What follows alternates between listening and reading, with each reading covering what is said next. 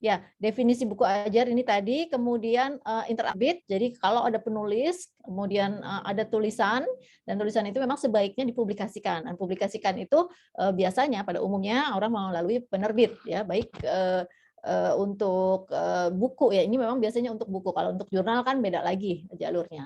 Oke, nah ini penerbit adalah perusahaan yang dikelola untuk menyiapkan naskah mentah atau manuskrip sehingga penerbit itu punya perbedaan. Beberapa penerbit yang ada di Indonesia ini ya, kalau kita amati itu ada yang disebut dengan penerbit mayor, penerbit indie atau minor, dan penerbit yang self publishing. Ya, jadi kalau yang mayor ya seperti penerbit Salemba bisa dikatakan penerbit mayor untuk buku perguruan tinggi. Dan kalau kita lihat penerbit mayor itu banyak, mungkin Bapak Ibu sering dihubungi oleh penerbit misalnya Gramedia, Erlangga, Raja Wali, Raja Grafindo gitu ya, dan beberapa penerbit lain gitu.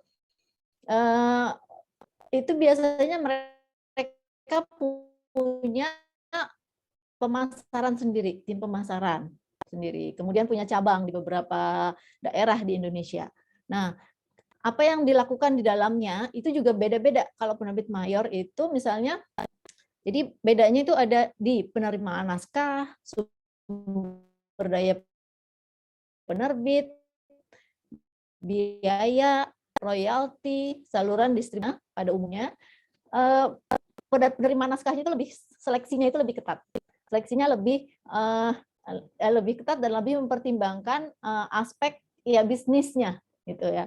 Apakah buku tersebut atau naskah tersebut ada pasarnya, kemudian apakah ya terutama ya misalnya bisa dijual, apakah naskah tersebut cukup memenuhi syarat untuk dicetak, karena kan cetak dalam percetakan secara penerbitan, skala penerbitan itu harus cetak yang skala massal. Jadi bukan cuma cetak 100, 200 gitu ya, tapi kita bicaranya sudah ribuan. Mungkin ada yang minimal 3.000, ada yang minimal 2.000 dan sebagainya.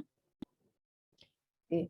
Kemudian biaya ya, kalau di kami biayanya itu tidak ada biasanya untuk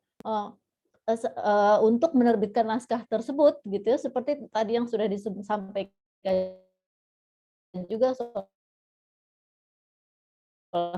oleh Bu Nur.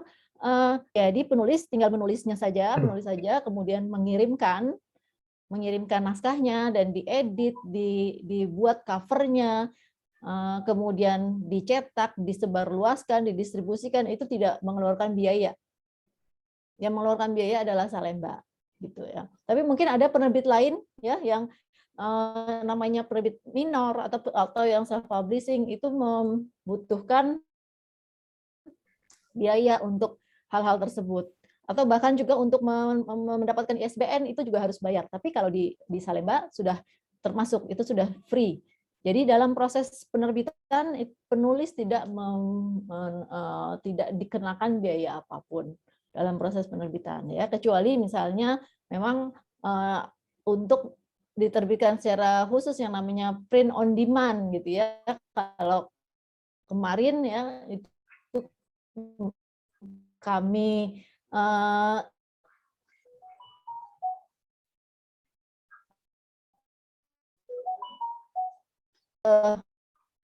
kan metode pendidikan karena kami juga gitu ya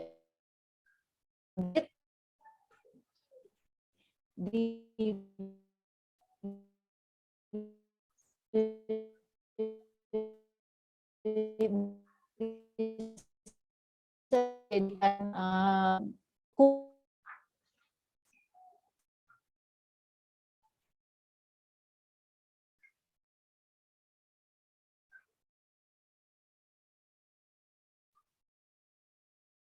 Mohon izin Bapak Ibu dan teman-teman, nampaknya Ibu Novita mengalami kendala jaringan ya.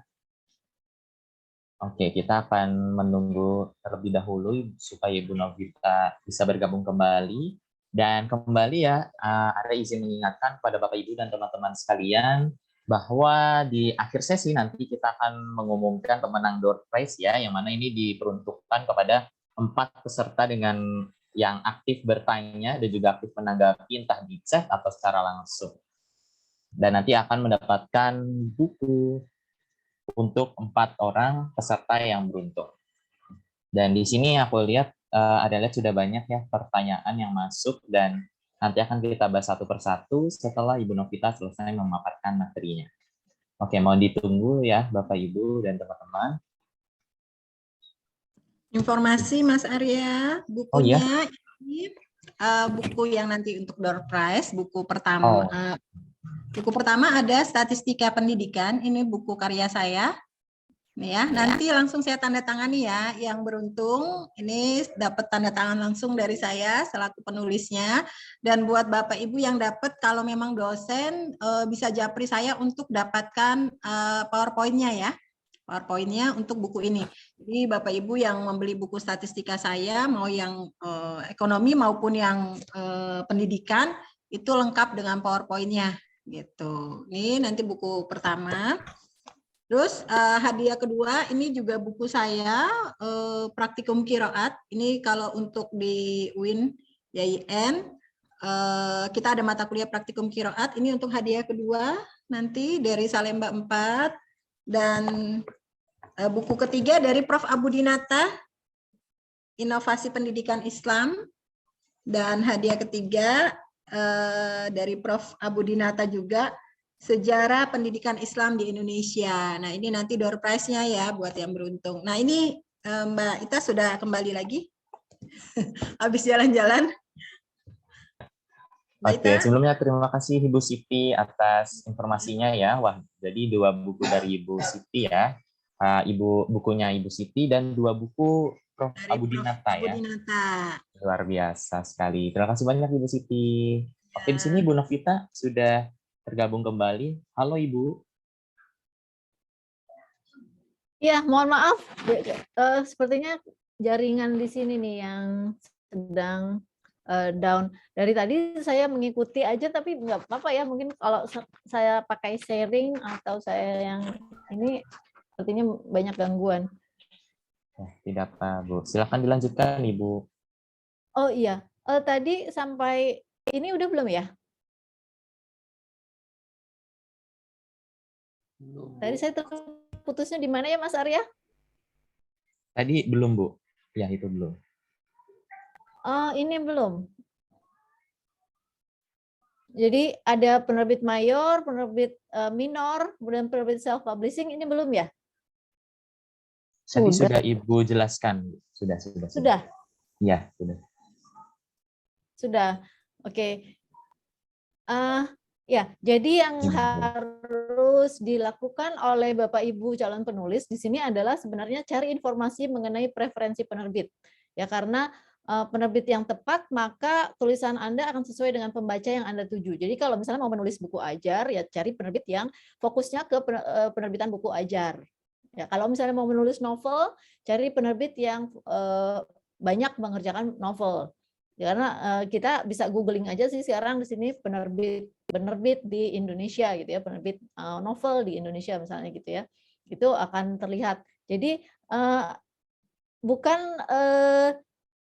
karena setiap penerbit itu punya fokusnya masing-masing, punya kekuatannya masing-masing ya. Karena intinya mendistribusikan buku ajar itu akan beda dengan mendistribusikan novel, mendistribusikan buku referensi dengan tema-tema yang pengayaan gitu. Itu akan berbeda strateginya. Karena itu tidak semua penerbit bisa melakukan atau memiliki semua buku, lini buku, misalnya dari buku sekolah, buku kuliah, kemudian buku referensi atau novel dan sebagainya. Itu tidak banyak penerbit yang seperti itu. Jadi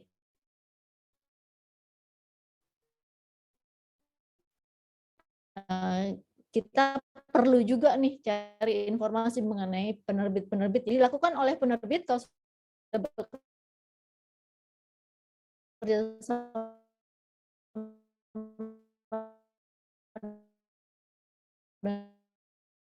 ada perbaikan, yaitu editing,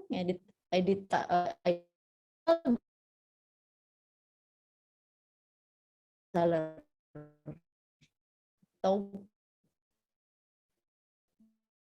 jadi gampang, mudah diterima oleh pembaca.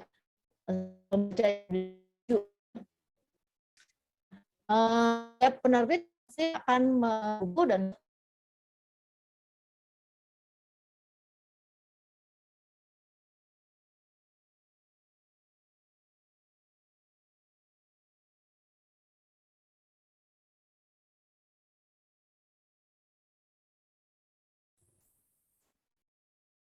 Hilang lagi ya Mas Arya?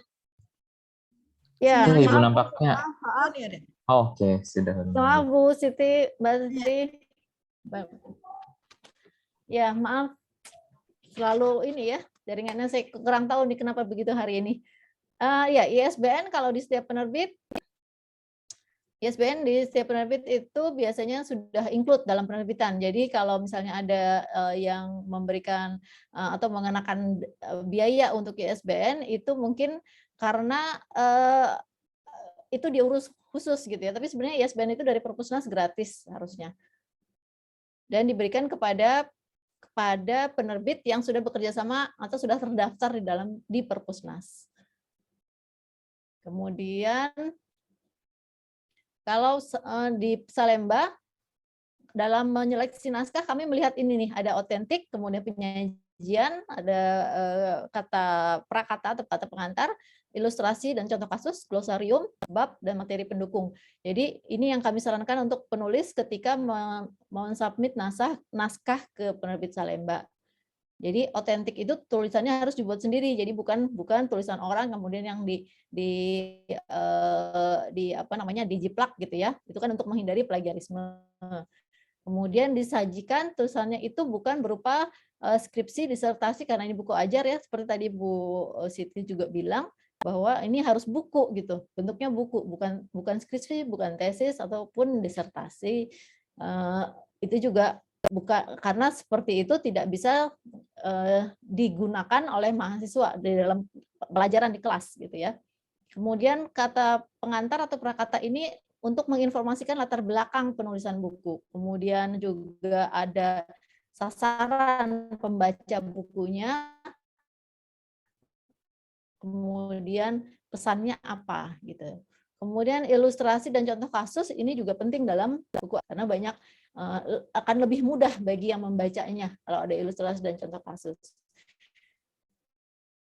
Glosarium juga ada glosariumnya itu lebih disukai. Ya. Jadi ini juga masih jarang dilakukan oleh penulis lokal atau penulis di Indonesia. Kalau di luar negeri kita banyak melihatnya bahwa itu di belakang buku biasanya ada glosarium. Kemudian isi buku, materi yang dibahas antar babnya merata. Jadi kalau kita interpretasikan ke dalam jumlah halaman di setiap bab ini juga relatif tidak jomplang gitu ya. Mungkin bab 1 5, kemudian bab 2 langsung 30 gitu. Itu kami sebut tidak merata. Nah, materi pendukung, buku yang dilengkapi dengan materi pendukung lebih disukai oleh pengguna buku. Contohnya, yang seperti tadi Bu Siti juga sebutkan, ada PowerPoint, kemudian ada solution manual. Itu banyak dicari, dan itu juga menentukan apakah buku tersebut bisa digunakan atau tidak di pasar. Gitu ya. Dan yang sekarang lagi dibutuhkan juga dan lagi banyak diminati, ini adalah materi untuk e-learning-nya. Jadi kalau ada buku yang bagus, kemudian ditambah dengan materi e-learning yang bisa dipelajari sendiri, gitu ya, itu akan lebih mendukung. Apalagi dengan metode PJJ sekarang. Kalau di Salemba saat ini kami punya beberapa buku, kemudian kami berikan materi e-learning-nya itu secara gratis. Jadi kalau sudah beli buku asli, ya mungkin Bapak Ibu sekalian tahu bahwa banyak buku bajakan yang kalau sudah di buku itu sudah bestseller ya, kemudian banyak di penggunanya, menjadi buku wajib di mana-mana, itu pasti bukunya akan dibajak. Itu pasti gitu ya. Banyak dijual di e-commerce, di Shopee, di Bukalapak, di Tokopedia dan sebagainya. Tapi kalau di kami punya platform khusus, gitu, platform sendiri untuk menambahkan materi e-learning sehingga kalau yang beli buku bajakan tidak bisa mengakses e-learning tersebut. Jadi kalau di Salemba punya ada akses khusus untuk memberikan materi tambahan untuk buku yang benar-benar dibeli asli. Jadi bukan beli bajakan. Kalau bajakan tentu saja nggak dapat aksesnya. Gitu. Jadi e-learning ini yang juga bisa menjadi faktor penentu buku tersebut bisa laku di pasar atau tidak. Gitu. Jadi kalau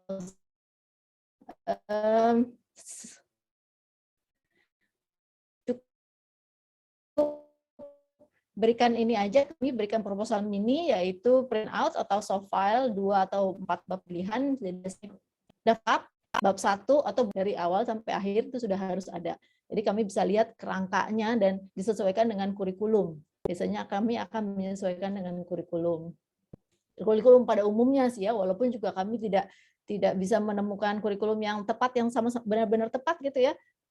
Biasanya kami juga melihat pada kesamaan pada umumnya aja gitu, walaupun memang nggak sama banget. Kemudian daftar isi, ini CV penulis ini juga penting, atau penulis atau beberapa penulis gitu ya. Kalau ada 2 atau 3 orang semuanya ada. Kemudian ini keunggulan buku menurut penulis seperti apa, sasaran pembaca, dan ini juga waktu penggunaan. Jadi kan kalau kuliah ada semester ganjil, semester genap. Jadi tinggal disebutkan ini digunakan di semester ganjil atau di semester 4 atau di semester 5 dan sebagainya. Untuk mahasiswa semester berapa atau untuk mahasiswa pasca sarjana seperti itu ya. Misalnya S2 atau S3 itu juga bisa disebutkan di sini di sasaran pembaca dan waktu penggunaan.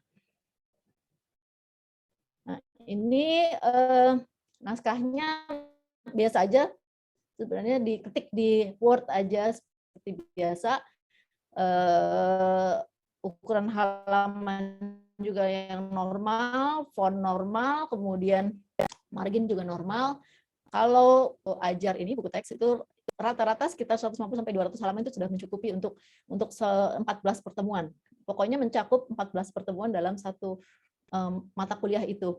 Kira-kira itu. Jadi babnya mau ada 14 atau misalnya babnya lebih dari 14, misalnya 20 dan sebagainya, itu terserah kepada penulis. Jadi kami nggak membatasi sebenarnya harus 14 atau harus 16 atau harus bahkan misalnya cuma 10 tapi memang diyakini bahwa ini memang sudah cukup, itu akan kami pertimbangkan juga. Nah, ini pengiriman naskahnya ke editor@penerbitsalemba.com, jadi email saja. Kemudian ya, penyebab naskah dikembalikan, kalau di kami menyangkut 3 hal ini, tema, isi naskah, dan latar belakang penulis.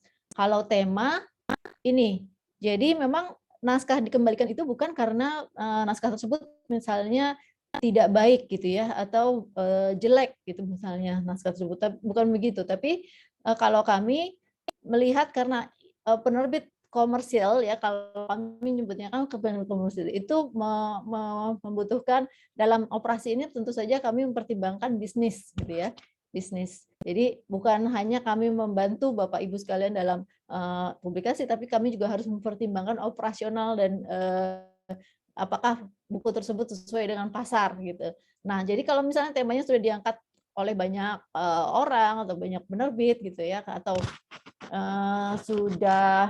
kami juga sudah punya cukup banyak naskah tersebut yang sudah diterbitkan di sini, misalnya pengantar akuntansi. Di sini kami sudah punya sekitar 4 atau 5 buku yang tentang pengantar akuntansi. Jadi akan besar kemungkinan naskah tentang pengantar akuntansi akan kami kembalikan.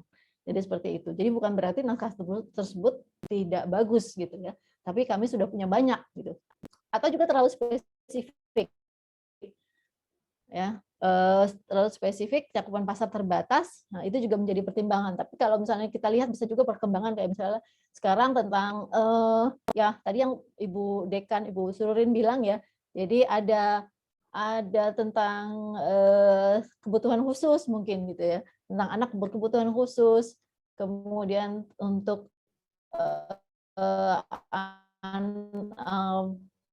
PAUD waktu itu ya, beberapa waktu lalu tentang pendidikan anak usia dini. Penerbit sudah menerbitkan buku dengan tema serupa seperti tadi, kemudian yang diulas belum jadi fokus. Nah, kalau kami memang di sini fokus yang belum banyak ya, gitu, itu adalah buku-buku tentang teknologi. Memang belum banyak di sini, memang harus diakui karena teknologi itu cepat berubahnya, jadi memang kami sulit untuk mengajarnya gitu. Oke, kemudian kalau menerima dan mereview naskah baru, kami akan melihat banyak sumber gitu, terutama dari internet.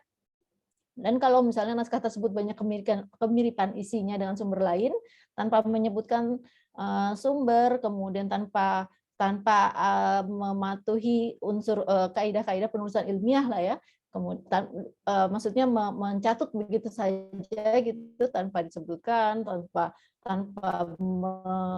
memparafrase misalnya, itu akan kami berikan catatan dan kami kembalikan juga ke penulis. Kemudian banyak kesalahan pada penggunaan rumus. Kalau ini yang sesuai dengan silabus, ini memang tidak mutlak sih ya, karena silabus beda-beda, bisa beda-beda. Ini memang kami pahami juga. Jadi kalau sesuai dengan silabus itu kita lihat pada umumnya. Jadi nggak satu silabus saja yang kita pertimbangkan. Kemudian banyak kesalahan dalam penggunaan rumus. Nah ini juga menjadi catatan sama, akan kami highlight biasanya, kemudian kami kembalikan kepada penulis bahwa rumus ini kalau menurut buku ini seperti ini gitu ya. Kemudian kenapa yang ditulis seperti itu. Seperti itulah kami dalam mereview naskah biasanya akan melihat sampai ke dalam naskahnya gitu untuk sebelum dikembalikan atau sebelum memutuskan diterima atau dikembalikan. Nah, ini latar belakang penulis tidak sesuai dengan buku naskah tulisan ini juga biasanya kami akan, ya karena kami buku ajar gitu ya, jadi kami lebih cenderung pada penulis yang sesuai dengan background-nya dan mengajar naskah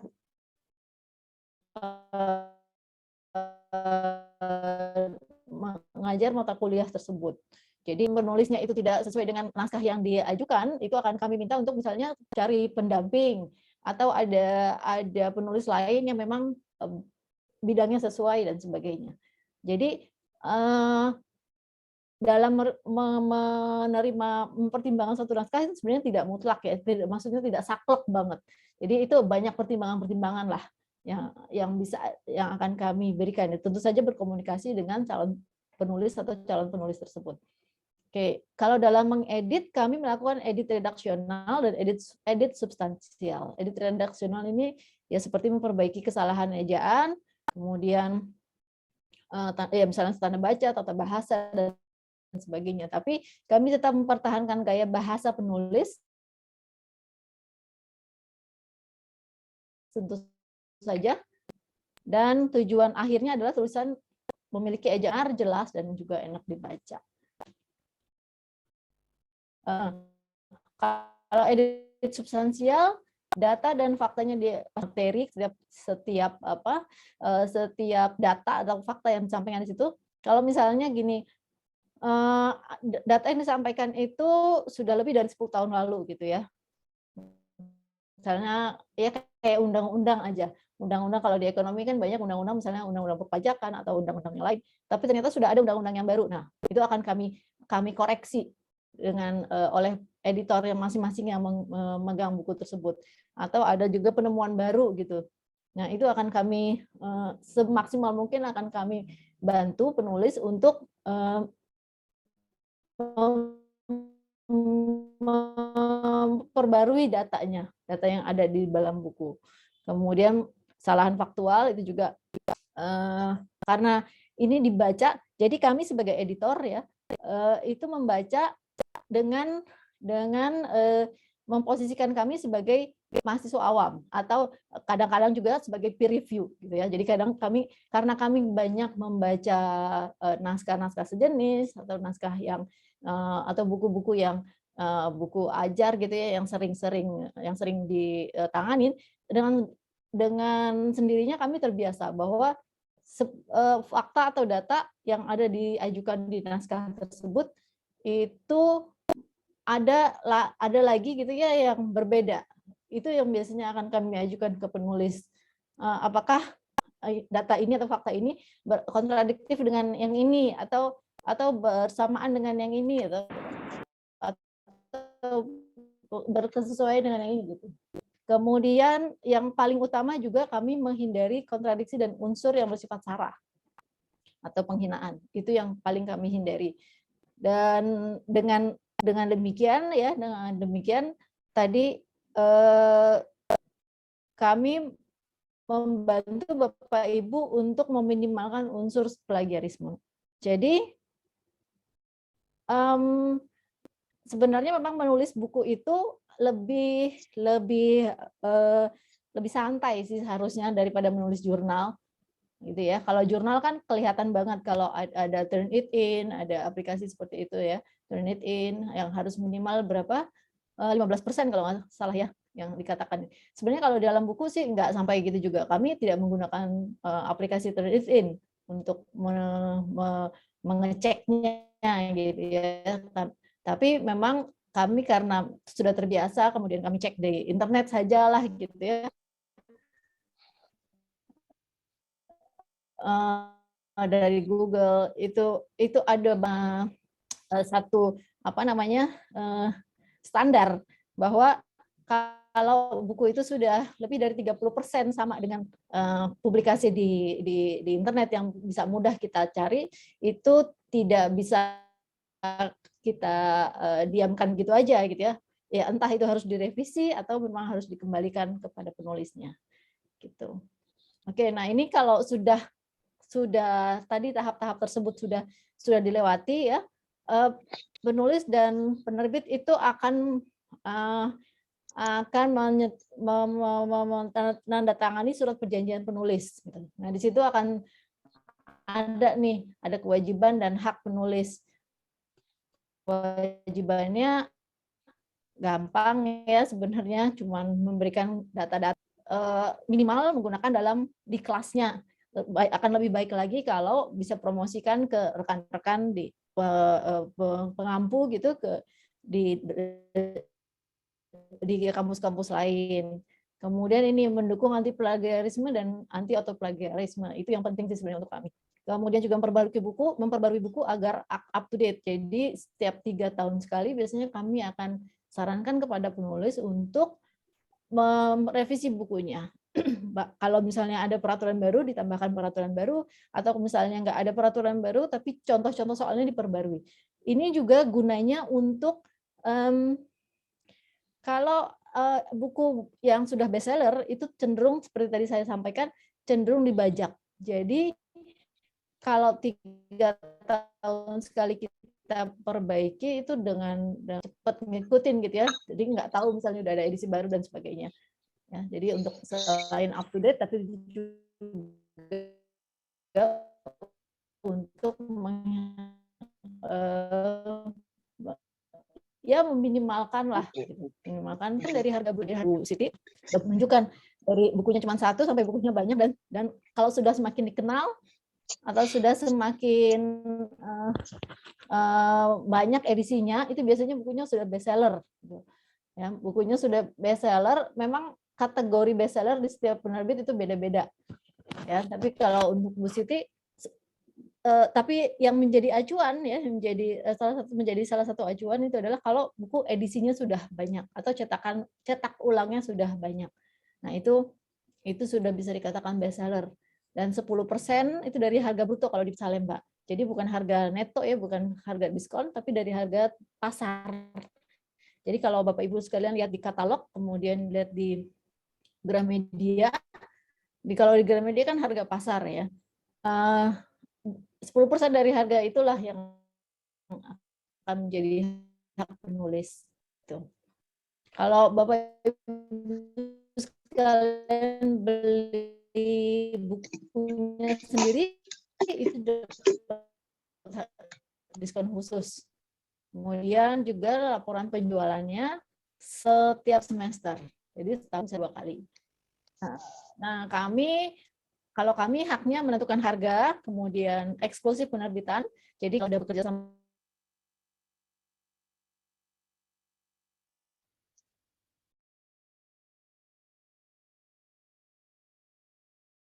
seperti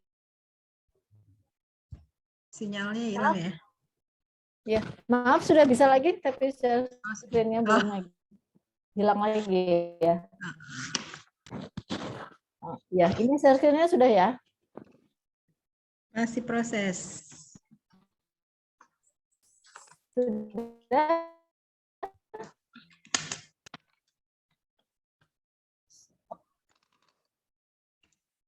Maaf. Ya Pak, minggu ini kami sedang kendala nih sejak ada kebakaran di itu ya. Untuk server yang waktu itu di ruang server di mana itu. Kemudian internet yang ada kendala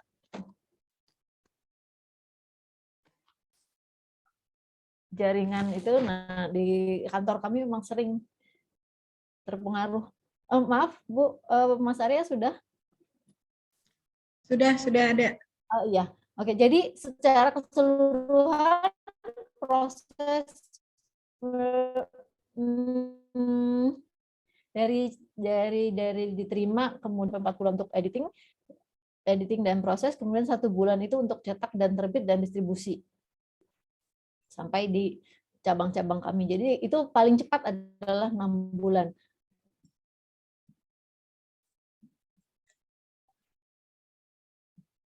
Nah, imprint kami ada Salemba 4 ini untuk buku ekonomi, akuntansi dan manajemen, humanika ini untuk buku-buku ada tapi memang baru sedikit. Kemudian ini Diniyah ini untuk syiar Islam. Kemudian ini teknika untuk MIPA dan Medika, tentu saja untuk kedokteran, perawatan. Menikah pendidik. Diniyah. Syiar Islam Diniyah. Syiar Islam Diniyah. Iya. Kemudian kami selain buku ada e-book tentu saja dan e-learning. Jadi ini adalah platform yang baru kami luncurkan di tahun 2019 dan kemudian ada pandemi. Jadi blessing in disguise juga sih. Jadi ada e-learningnya walaupun kami masih belum banyak yang lengkap, belum banyak yang di buku-buku yang ada e-learningnya ini yang banyak sekali diminati ternyata. Ya. Sementara kalau untuk e-book,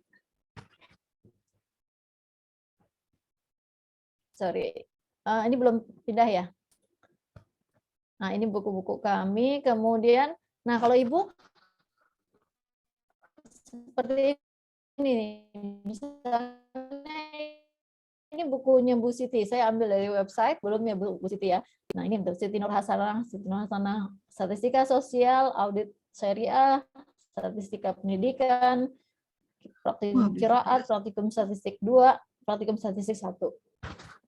Sini bukunya Bu Siti semua. Nah, kalau kita klik di buku salah satu buku, kemudian di sini akan ada nih pemilihan, bisa dipilih beli cetak atau e-book. Nah, kalau beli versi e-book ada 2 kami kerjasamanya dengan Gramedia atau MyEdisi. Tentu saja kalau di Gramedia sama seperti kita beli di offline ya. Kalau di Gramedia banyak sekali buku-buku yang terdisplay di sana, jadi bisa jadi sama aja sih. Sekarang mungkin zamannya sudah online ya, jadi lebih gampang, ini lebih mudah sebenarnya dalam ini. Oh ya, untuk e-book bisa saya sampaikan di sini Bapak Ibu sekalian, untuk royalti persen. Jadi bukan 10%. Tapi 25% itu ada memang biaya-biaya untuk platform dan sebagainya. Ada administrasi yang lain gitu ya. Tapi intinya adalah itu tidak, kalau kita samakan itu miriplah dengan 10% biaya buku cetak. Sama lah, kira-kira setara dengan 10% buku cetak atau bahkan bisa lebih. Kalau 25% dari harga jual itu adalah karena pertama ada biaya yang dikenakan oleh platform. Jadi Gramedia itu mengenakan biaya tambahan untuk platformnya, untuk e-book. Kemudian yang kedua, untuk e-book itu diharapkan harganya lebih murah memang. Nah, tapi kalau di kami murahnya tidak terlalu murah, sampai 10%, 15% dari harga pasar gitu, enggak. Atau 50% enggak. Kami yang kami hargai di sini adalah isi dari buku, konten dari buku. Jadi bukan, jadi maka itu kami juga tidak menerapkan harga yang terlalu murah untuk e-book. Gitu. Jadi kalau nanti dikurskan atau di apa namanya disamakan, 25% itu akan minimal sama dengan 10% atau bahkan lebih. Oke. Nah, ini Salemba Practice di kami, jadi e-learning. Nah, ini akan lebih baik lagi memang buat Bapak Ibu sekalian yang mau menulis untuk melengkapinya dengan e-learning. E-learningnya itu jadi seperti ini. Jadi kalau beli buku asli pasti akan dapat e-learning yang isinya seperti ini.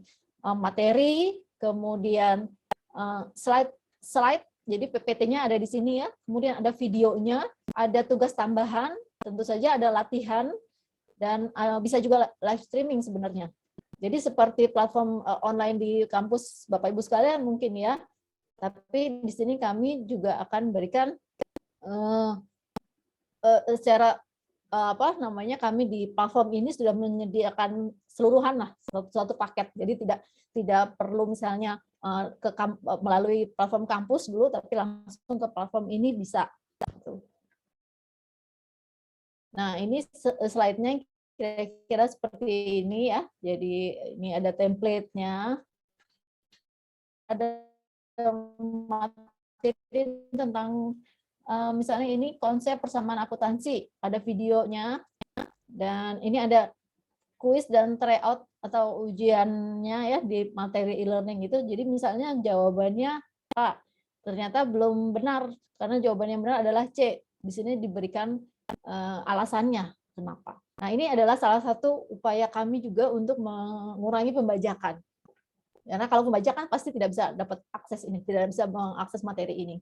Dan juga untuk membantu Bapak Ibu sekalian yang dalam menyebarluaskan ilmunya supaya lebih bermanfaat buat mahasiswa, apalagi dengan sekarang ya PJJ. Jadi mahasiswa bisa belajar sendiri, tetap menggunakan buku, tapi juga mendapat materi tambahan di luar buku. Gitu. Oke, ini juga bisa live streaming.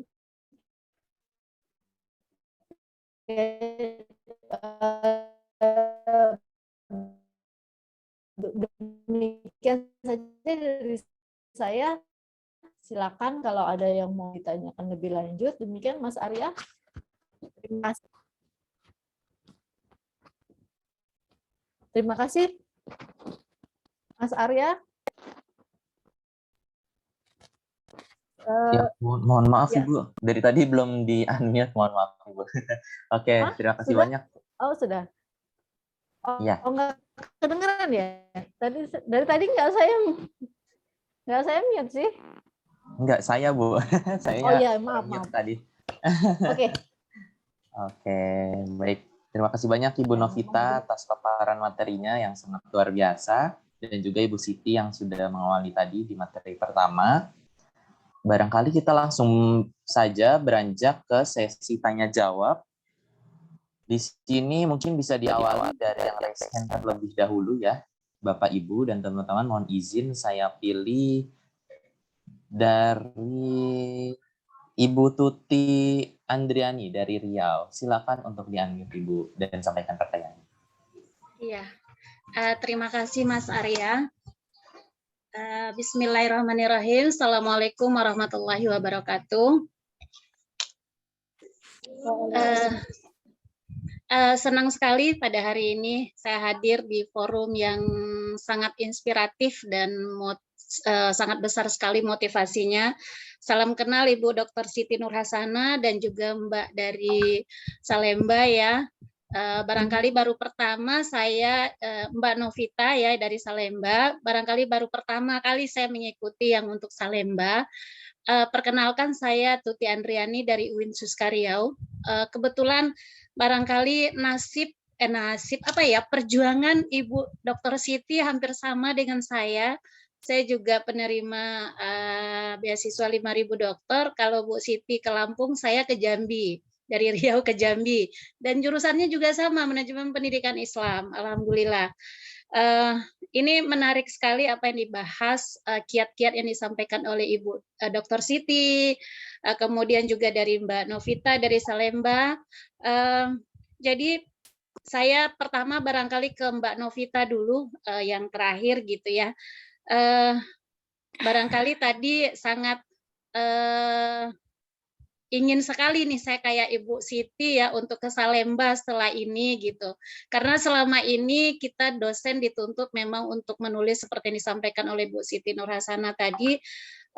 Selama ini saya hanya menulis hanya kebutuhan untuk mahasiswa saya sendiri begitu. Tidak belum sempat memang untuk menyebarkan. Setelah kuliah kita ditantang pula oleh perguruan tinggi untuk duduk di apa ya menjabat gitu.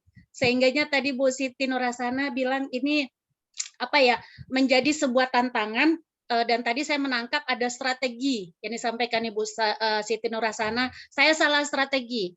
Ya, setelah pulang kuliah menjabat, strategi yang saya atur itu salah. Sehingganya saya tidak produktif. Nah, ini akhirnya curhat gitu ya.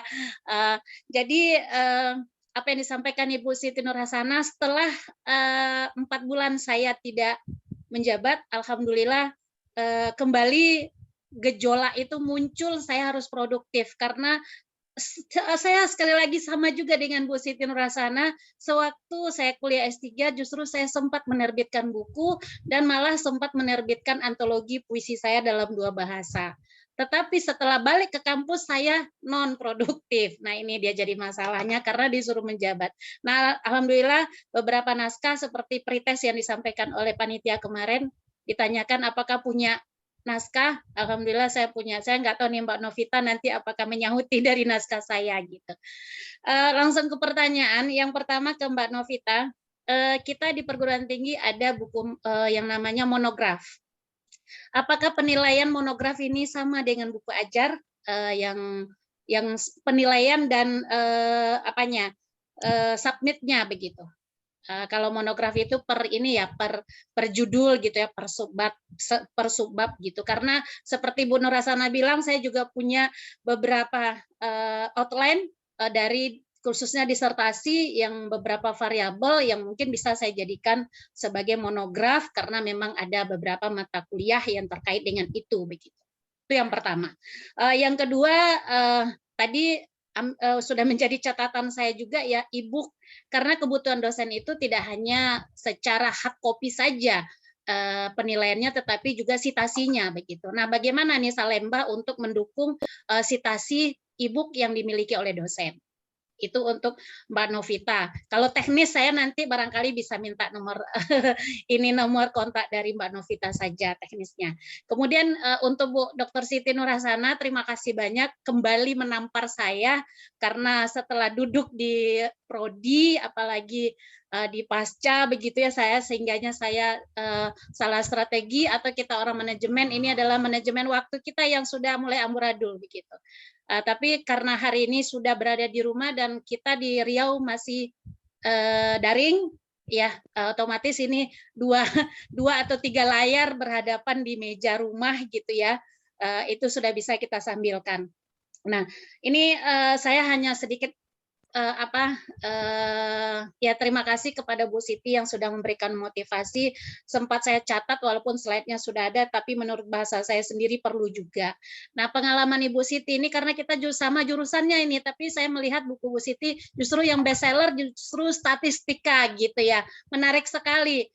Justru waktu disertasi saya kuantitatif, saya belajar kembali. S1, S2 saya mencoba kualitatif, S3 saya belajar sendiri untuk kuantitatif. Tapi belum termotivasi saya untuk membuat statistika ini gitu, karena saya berpikir saya harus linear ini. Apalagi dengan adanya kata-kata tadi yang dia sampaikan ini betul-betul membuat membuat kita Scopus versus buku gitu ya. Tadi ada beberapa yang disampaikan oleh Bu Siti gitu. Jadi buku versus artikel Scopus dari Dedi Mulyana. Ini saya sama dengan Bu Siti terlalu fokus dengan Scopus sehingganya ya naik turun motivasinya, semangatnya, sehingganya ya sudah cukup Scopus sudah ada, sekarang buku lagi yang belum gitu. Nah, strategi Bu Siti nih yang ingin saya tanyakan sedikit saja. Strategi Bu Siti ini kan buku ajar ya. Kita ada 16 kali tatap muka, kemudian anggaplah 16 itu 2 UTS dengan UAS. Nah, yang 14 itu ramuan yang dibuat selama ini seperti apa gitu. Ya, barangkali itu saja pertanyaan saya, dan salam kenal kepada Dr. Siti Nurhasana. Saya juga jurusan MPI di UIN Karyau. Barangkali selama ini komunikasi dan perkenalan kita masih belum terlalu luas, tapi saya bahagia sekali hari ini karena ketemu dengan teman-teman manajemen pendidikan. Itu saja, terima kasih Bu Dr. Siti Nurhasana dan Mbak Novita. Saya kembalikan kepada Mas Arya. Terima kasih. Assalamualaikum warahmatullahi wabarakatuh. Waalaikumsalam. Baik, terima kasih banyak Ibu Tuti atas sharingnya dan juga pertanyaannya. Barangkali kita bisa langsung saja dijawab atau dikumpulkan di akhir. Bagaimana Ibu Siti dan Ibu Novita? Langsung jawab saja ya mungkin ya. Oke, biar baik, silakan. Ya, silakan Ibu Siti. Oke, baik. Ibu Tuti, salam kenal. Boleh nanti kapan-kapan kita berlanjut untuk kegiatan berikutnya di MP, Ibu. Di sini kita juga ada MPI untuk paskanya, manajemen pendidikan Islam. Alhamdulillah. Yang S1-nya ini penyelenggaranya MP yang S1, manajemen pendidikan. Oke. Terkait strateginya, sebenarnya kalau saya pribadi lebih kepada, karena ini kan statistika yang waktu awal itu statistika 1 dan 2 ya.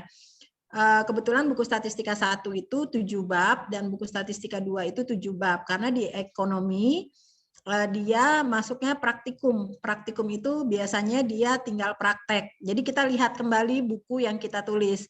Apakah ini buku praktikum, apa buku teori. Nah, karena ini buku praktikum, praktikum itu biasanya didapatkan setelah mahasiswa mendapatkan teori dari dosennya, gitu. Jadi babnya pun jadi tidak terlalu banyak, jadi tidak sampai dengan 14 pertemuan, karena praktikum itu biasanya masuknya di minggu ketiga setelah dosennya, seperti itu. Jadi ini dia sifatnya lebih kepada praktek. Jadi memang kalau untuk yang statistika kita lihat kembali, kecuali buku yang ini. Statistika pendidikan ini Bu.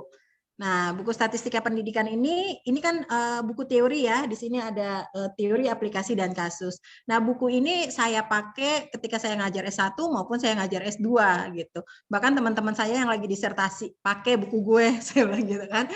Kebetulan saya juga ada teman Ibu di Riau, kenal Pak Umar nggak? Umar Faruk. Kenal banget.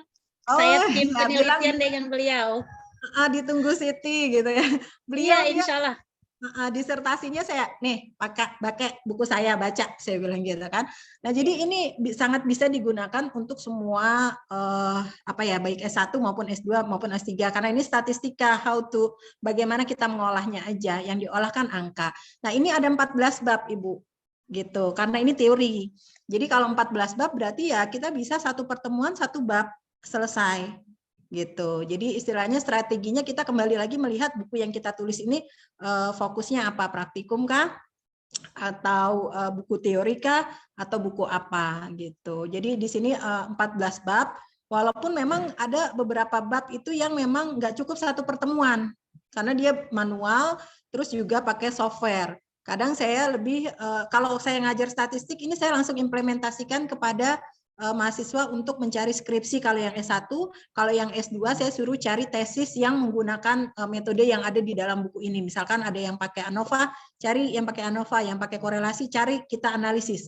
Jadi kadang mereka mahasiswa semester 1 yang dapat mata kuliah, atau semester 3 lah ya, yang statistika, itu mereka udah bisa baca skripsi kakak kelas mereka, sudah tahu isinya seperti apa dari belajar statistika saja.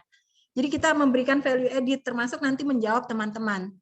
Kira-kira buku seperti apa sih yang memang bisa diterima seperti itu. Buku yang punya value added. Karena saya sedikit merangkum beberapa pertanyaan rekan-rekan gitu ya.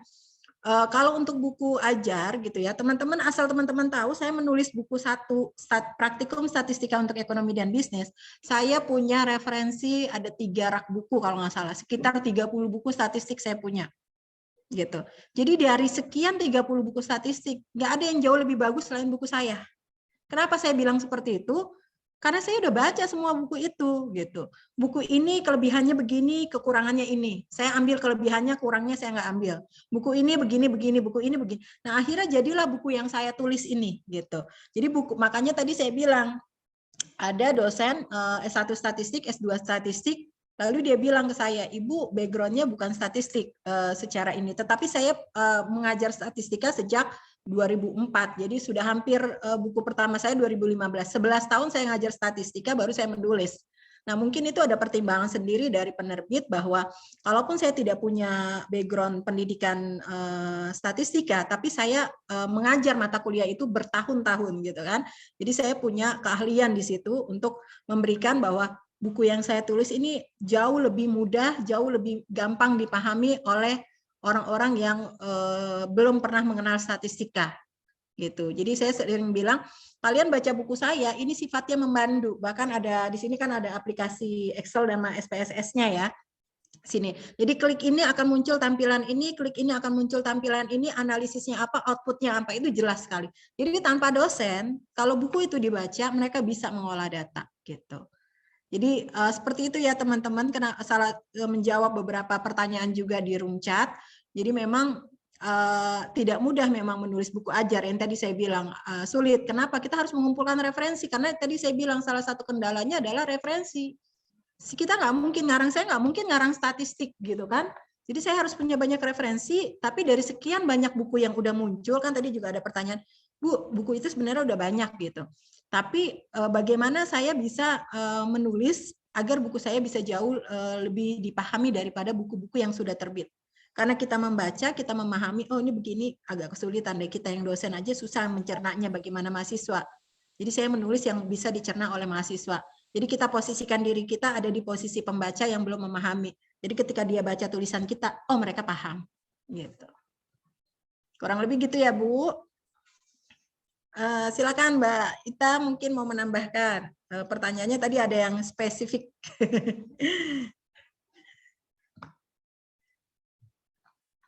Terima kasih banyak Ibu Siti. Oke, mungkin langsung dilanjutkan oleh Ibu Novita. Silakan Ibu. Iya, maaf Bu Tuti, tadi saya mungkin keputus yang spesifik itu yang mana yang saya tangkap pertama yang monograf ya. Kalau di kami memang buku teks Bu, buku ajar yang tadi. Jadi kebanyakan memang seperti itu. Jadi yang monograf itu belum ada juga sih, memang belum, karena memang kami itu terlalu spesifik penelitian kan ya Bu ya jadinya. Jadi itu belum ada. Itu kami anggap masih sama seperti skripsi atau tesis yang ingin dibukukan gitu. Jadi monograf itu yang kami cari adalah yang sesuai dengan silabus pengajaran. Itu masih di situ sih Bu. Kalau tadi untuk apa sitasi ya Bu ya. Yang kedua itu ya Bu. Untuk ya, benar, mendukung sitasi. Ibu, ya. Nah, kalau sepengetahuan kami untuk mendaftarkan ke Haki, kemudian mendaftarkan ke jurnal untuk sitasi itu bisa dilakukan sendiri oleh penulis. Kalau sudah dapat ISBN kan bisa Ibu ajukan kan sebenarnya ya untuk ke publikasi ke jurnal gitu nggak Bu? Kalau biasanya kita kalau untuk sitasi itu berapa orang orang-orang mengambil rujukan dari buku kita itu atau jurnal kita. Nah, tadi kan di Salemba ada fasilitas untuk e-book begitu ya. Nah, tentunya hal ini kan apakah difasilitasi karena dari sitasi buku kita kan ada juga penilaian begitu. Oh iya, baik. Kalau biasanya sudah banyak terjadi di sini adalah dosen-dosen meminta file yang lengkap gitu untuk dijadikan untuk diupload ke jurnal itu, ke publikasi itu ya Bu ya. Misalnya ke Sinta atau ke, tapi yang melakukan adalah dosen sendiri karena kan mendaftar dulu dan Ibu mempublikasikan naskah Ibu misalnya sudah terbit gitu. Nah, kami memfasilitasinya dengan memberikan cover, jadi dalam bentuk JPEG itu, kemudian isi buku, walaupun sebenarnya dalam dunia penerbitan isi buku itu tidak boleh kemana-mana nih, dalam bentuknya soft copy untuk buku itu tidak boleh kemana-mana karena kan takutnya dibajak dan sebagainya. Tapi kami punya untuk memudahkan dosen-dosen juga untuk untuk membantu mempublikasikan ke jurnal itu akan kami fasilitasi, bisa Bu. Jadi kalau untuk Haki memang kenapa tidak kami fasilitasi karena itu memerlukan biaya tambahan sebenarnya untuk pendaftaran Haki. Untuk sitasi untuk ke jurnal juga itu harus sudah dilakukan oleh penulisnya sendiri. Tapi kami bantu aja sejauh yang bisa kami berikan kepada penulis. Jadi apa yang dibutuhkan nanti akan kami supply, akan kami sediakan. Gitu sih Bu. Terima kasih Mbak Novita dan juga Bu Dr. Siti. Kalau di chat ini banyak pertanyaan, gimana kalau kita satu-satu atau bagaimana, Mas Arya? Ya, baik. Nanti akan dibahas juga, Bu, yang di chat. Berarti ini sudah dicukupkan ya untuk pertanyaan dari Ibu Tuti. Apakah sudah terjawab, Menambahkan Ibu? aja sedikit untuk Bu Tati. Oh iya, silakan. Bu Tuti, maaf. Untuk sitasi, biasanya saya kan udah ada buku statistik 1 dan 2 ya. Itu sitasinya udah lumayan banyak itu di Google Scholar. Jadi memang kalau secara fasilitas e-booknya itu kan nggak bisa ya, jadi kita juga aksesnya harus online kalau e-booknya. Jadi nggak bisa disitasi ketika orang lihat e-book itu masuk sitasi itu enggak. Jadi yang masuk sitasinya itu buku cetaknya, kan ada judul bukunya. Nah jadi ketika dia bikin skripsi, tesis, disertasi, dia pakai kita, walaupun itu ranahnya e-book, tapi yang dimasukkan kita gitu. Jadi e-book yang ada di Salemba itu bukan untuk keperluan ketika orang buka masuk sitasi, tidak gitu. Jadi yang sama aja kayak sekarang buku yang saya 3 buku ya Mbak Ita, itu statistika sosial, audit syariah, sama praktikum mikrobiologi itu e-book semua. Jadi ketika orang beli e-book saya nggak otomatis masuk sitasi, enggak, karena itu membeli buku gitu, menjual e-book gitu. Tetapi bukan masuk sitasi. Yang masuk sitasi ketika nanti mereka menggunakan buku saya sebagai referensi di penulisan mereka. Nanti masuk di Google Scholar saya tuh udah lumayan banyak, jadi nambahin ininya. Jadi gitu ya Ibu. Silakan Mas Arya. Pertanyaan selanjutnya mungkin masih banyak sekali ya pertanyaannya. Oke, baik. Terima kasih banyak Ibu Tuti dan Ibu Novita. Mohon maaf, Ibu Siti dan Ibu Novita. Untuk Ibu Tuti, apakah sudah terjawab pertanyaannya, Ibu? Alhamdulillah sudah, Mas Arya. Terima kasih Bu Dr. Siti, Mbak Novita, dan juga Mas Arya. Oke, baik. Alhamdulillah. Terima kasih banyak Ibu Tuti Andriani. Sehat selalu, Ibu. Amin, ya Rabbal Alamin. Oke, selanjutnya kita beranjak ke pertanyaan yang muncul di kolom komentar ya, di kolom chat. Di sini ada pertanyaan dari Kak Wara Alfa, FPSI, ini Psikologi UIN Jakarta, kepada Ibu Siti Nurhasana. Bagaimana cara memilih penerbit? Karena kadang kita sudah punya draft tulisan, tetapi saat submit ke penerbit ternyata ditolak. Apakah penulis perlu diskusi dengan penerbit sebelum membuat tulisan agar tulisannya sesuai dengan harapan penerbit? Terima kasih. Ini mungkin nanti bisa ditambahkan juga oleh Bu Novita ya, barangkali nanti. Silakan Ibu Siti, bisa dijawab pertanyaannya. Ya, baik. Ya kita harus tahu dulu ya maunya penerbit seperti apa gitu ya. Seperti memang di beberapa buku saya tidak semua di Salemba, sudah ada 7 di Salemba gitu, sisanya ada di penerbit yang lain. Karena saya cukup punya ini sendiri ya, misalkan Salemba, oh dia dengan quality begini. Kayaknya kalau buku saya yang ini nggak akan masuk deh kalau di Salemba gitu. Atau pernah ada buku saya yang ditolak di Salemba, akhirnya saya cari penerbit yang lain gitu. Karena memang setiap penerbit itu kan punya standar ya. Jadi kita sebagai penulis pun harus tahu kalau kita ngerasa buku kita masih yang biasa-biasa aja, kira-kira bisa masuk ke Salemba nggak yang luar biasa gitu kan. Karena memang ya itu tadi saya bilang untuk teman-teman di ekonomi gitu ya. Mungkin kalau di pendidikan mereka bisa di Raja Wali atau yang lain gitu ya, yang konteksnya lebih lari ke pendidikan. Memang tapi di Salemba ini sudah mulai beralih ya Mbak Ita ke pendidikan juga, mungkin sejak dicetaknya buku saya ya, buku statistika pendidikan gitu ya. Jadi mau masuk ke ranah dunia pendidikan gitu, karena memang di awalnya kan tadi sejarah dari Salemba itu memang dari dosen-dosen UI ya, jadi buku-bukunya banyak yang ekonomi, akuntansi berbau di sana. Tapi ketika kita tahu Salemba punya standar rate yang tinggi gitu ya, kita juga harus mengukur rate kita kira-kira sampai nggak ke sana gitu. Kalau nggak sampai, coba cari penerbit yang memang standarnya biasa gitu, standar ya, ada penerbit minor gitu kan. Kalau tadi kan Mbak Ita juga dijelaskan. Kalau Salemba ini penerbit mayor gitu, penerbit mayor yang memang punya standar yang high gitu ya. Jadi kalaupun cetak itu nggak 100-200 gitu, cetak itu di atas 500 gitu, 600 bahkan 1.500, 2.000 itu yang biasa, hal yang biasa gitu. Jadi nggak apa namanya ya harus sadar diri untuk bisa mengetahui si penerbit ini kualitasnya seperti apa, penerbit ini gimana kualitasnya, kita harus tahu dulu seperti itu. Gitu ya. Ya, baik. Terima kasih banyak atas jawabannya Ibu Siti. Mungkin Ibu Novita selaku dari sisi penerbitnya nih ingin menambahkan, silakan Ibu. Terima kasih.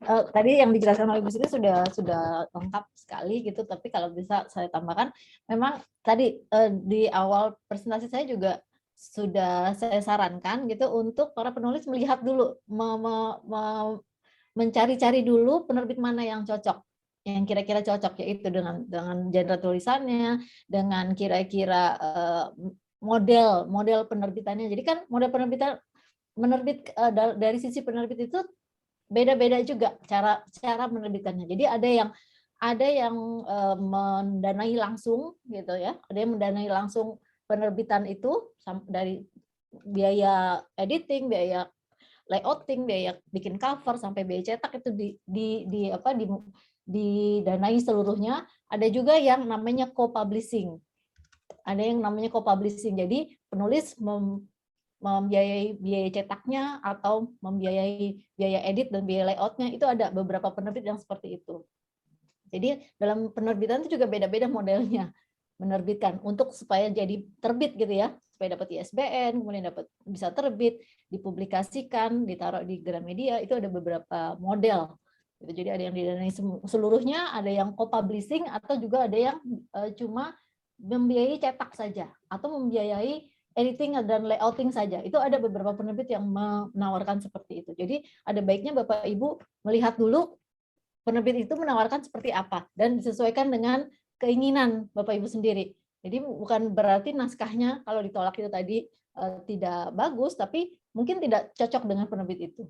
Belum cocok sama penerbit itu. Jadi ada pertanyaan dari Ibu Wara, pertimbangan penerbit saat memutuskan akan menerima atau tidak menerima, ya itu tadi Bu. Jadi disesuaikan sama penerbitnya sendiri.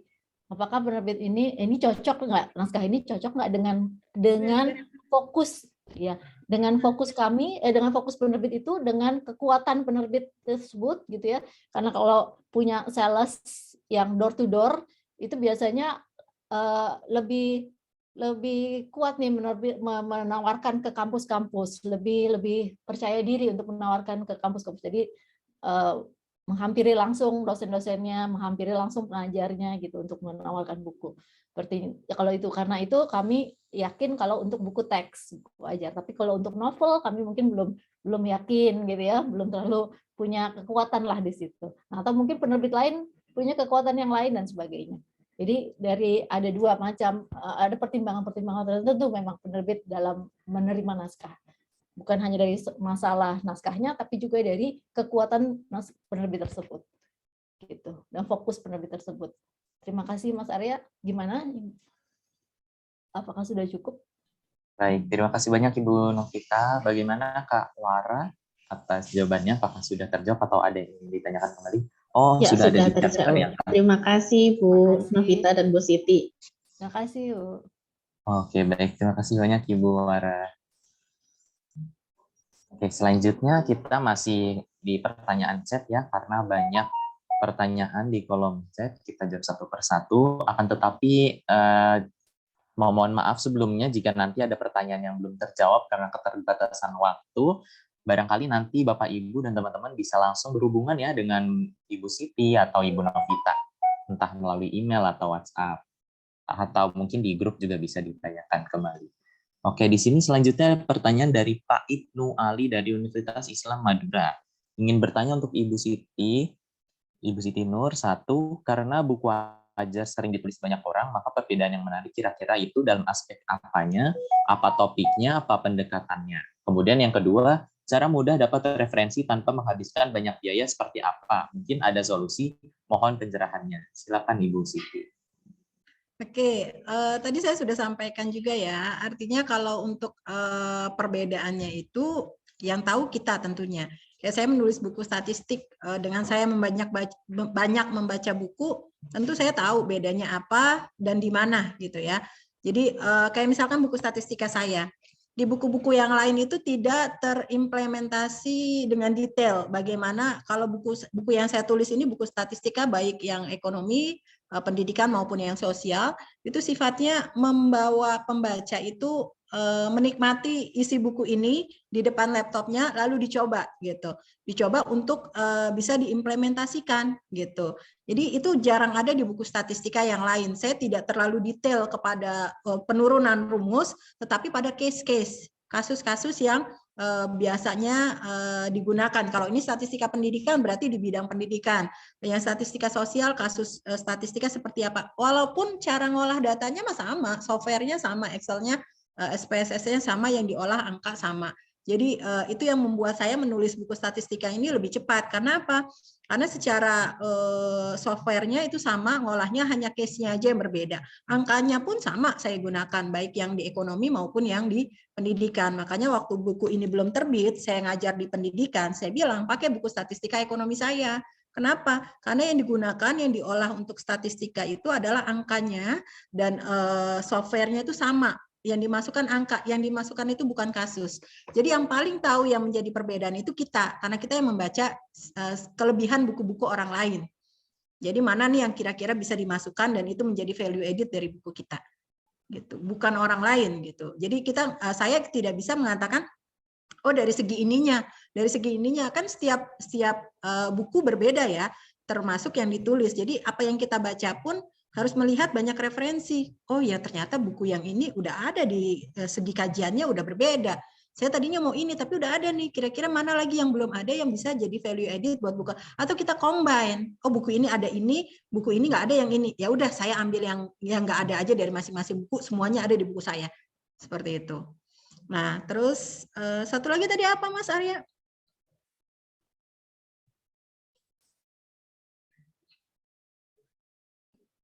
Ya, untuk pertanyaan selanjutnya, cara mudah dapat referensi tanpa menghabiskan banyak biaya seperti apa? Itu tadi, nongkrong di perpus. Itu kerjaan saya paling enak tuh nongkrong di perpus, bukunya ada, wifi gratis, adem gitu, dingin. Tadi makanya saya rekomendasikan banget itu Perpusnas gitu, perpustakaan tertinggi, terbesar, tertinggi sedunia kalau nggak salah. Ada 25 gitu.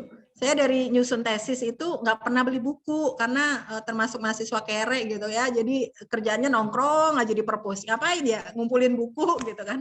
Sampai pas sidang tesis itu kalau orang-orang bawa koper isinya buku kalau di UNJ, kalau saya bawa fotokopian fotokopian depan, nih fotokopian depan sama fotokopian eksekutif.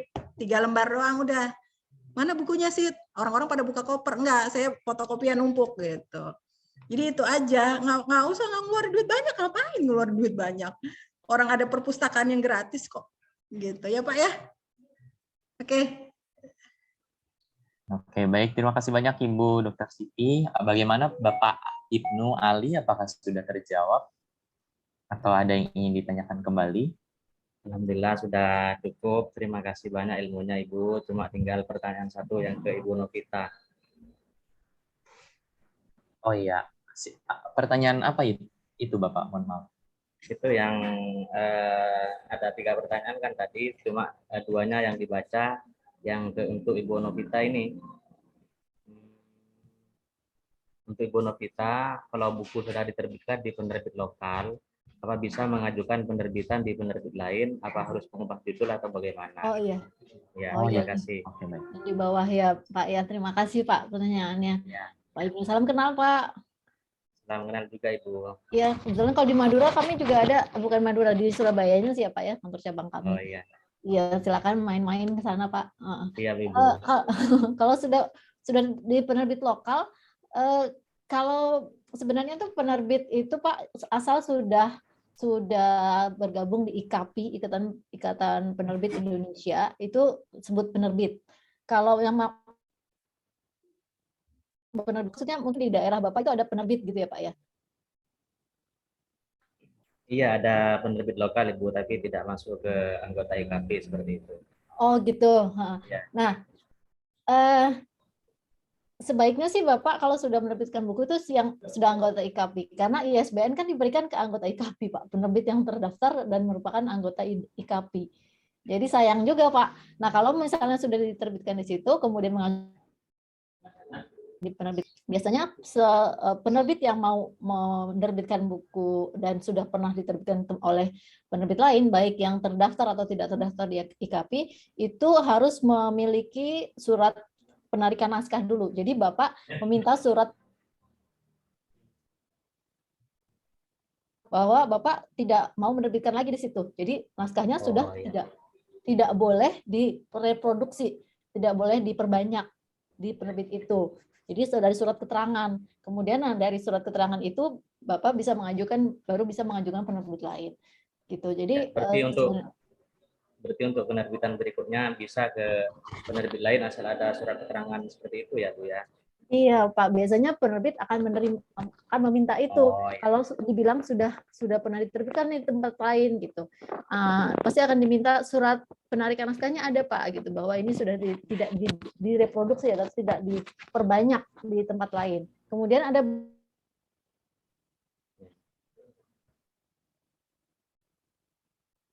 edisinya, isinya. Jadi nanti Bapak bisa bilang ini edisi 2 atau ini edisi yang sudah diperbaiki, edisi revisi yang tadi Ibu Siti bilang, pasti akan ada edisi revisinya. Akan lebih baik lagi kalau isinya itu diperbaiki.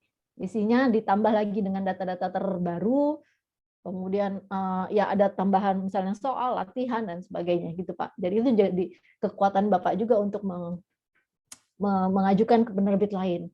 Kalau sudah pernah diterbitkan penerbit lain, biasanya itu juga akan jadi pertimbangan tertentu oleh penerbit.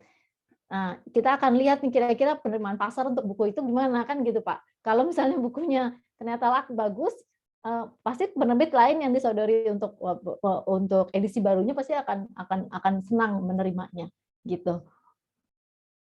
Tapi memang harus lebih baik lagi di update edisi, jadi dengan ISBN baru, dengan cover yang baru, dengan data yang mutakhir gitu, data juga yang lebih baru, gitu Pak. Saran saya sih begitu.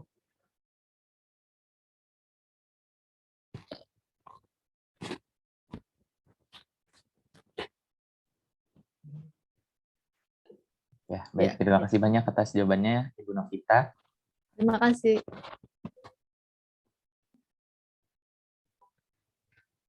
Oke, bagaimana Bapak Ibnu Ali? Apakah sudah cukup?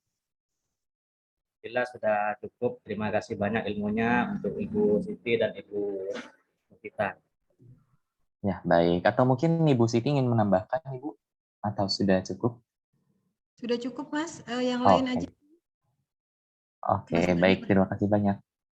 Terima kasih banyak Ibu Novita dan Bapak Ibnu Ali. Kita selanjutnya akan pindah ke pertanyaan. Masih di kolom chat, mengingat di kolom chat banyak pertanyaan ya Bapak Ibu. Di sini ada pertanyaan dari Bapak M. Hafiz. Wah, ini kebetulan guru statistika saya. Halo Bapak. Waktu semester lalu di sini yang bertanya, mohon penjelasannya Bu tentang kriteria buku ajar yang layak diterbitkan sesuai standar yang ada di penerbit Salemba 4. Ini pertanyaan untuk Ibu Novita. Silakan Ibu. Ada pertanyaan untuk Ibu Siti Nurhasanah, Mas Arya, sebelumnya ya. Kalau untuk Ibu Novita, sepertinya tadi saya sudah dapatkan info secara detail ya, karena memang sebelum saya tanya, sebelum dijelaskan oleh Ibu Novita, saya nanya gitu. Jadi setelah dijelaskan sudah terjawab semua ternyata. Untuk proposal mini ya, Bu Novita ya. Terima kasih. Ya. Oke, baik. Ada di sebelumnya ya, Arya. Langsung aja boleh, Pak. Iya, boleh disampaikan, Pak. Jadi gini, mohon maaf, terima kasih kesempatannya Mas Arya, Bu Dr. Siti Nurhasanah ini alhamdulillah punya rekan yang luar biasa ya, karyanya sudah banyak sekali.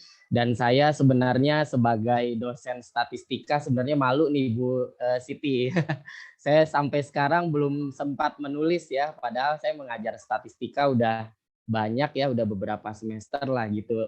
Niat untuk menulis sebenarnya sudah ada dan pas banget ya.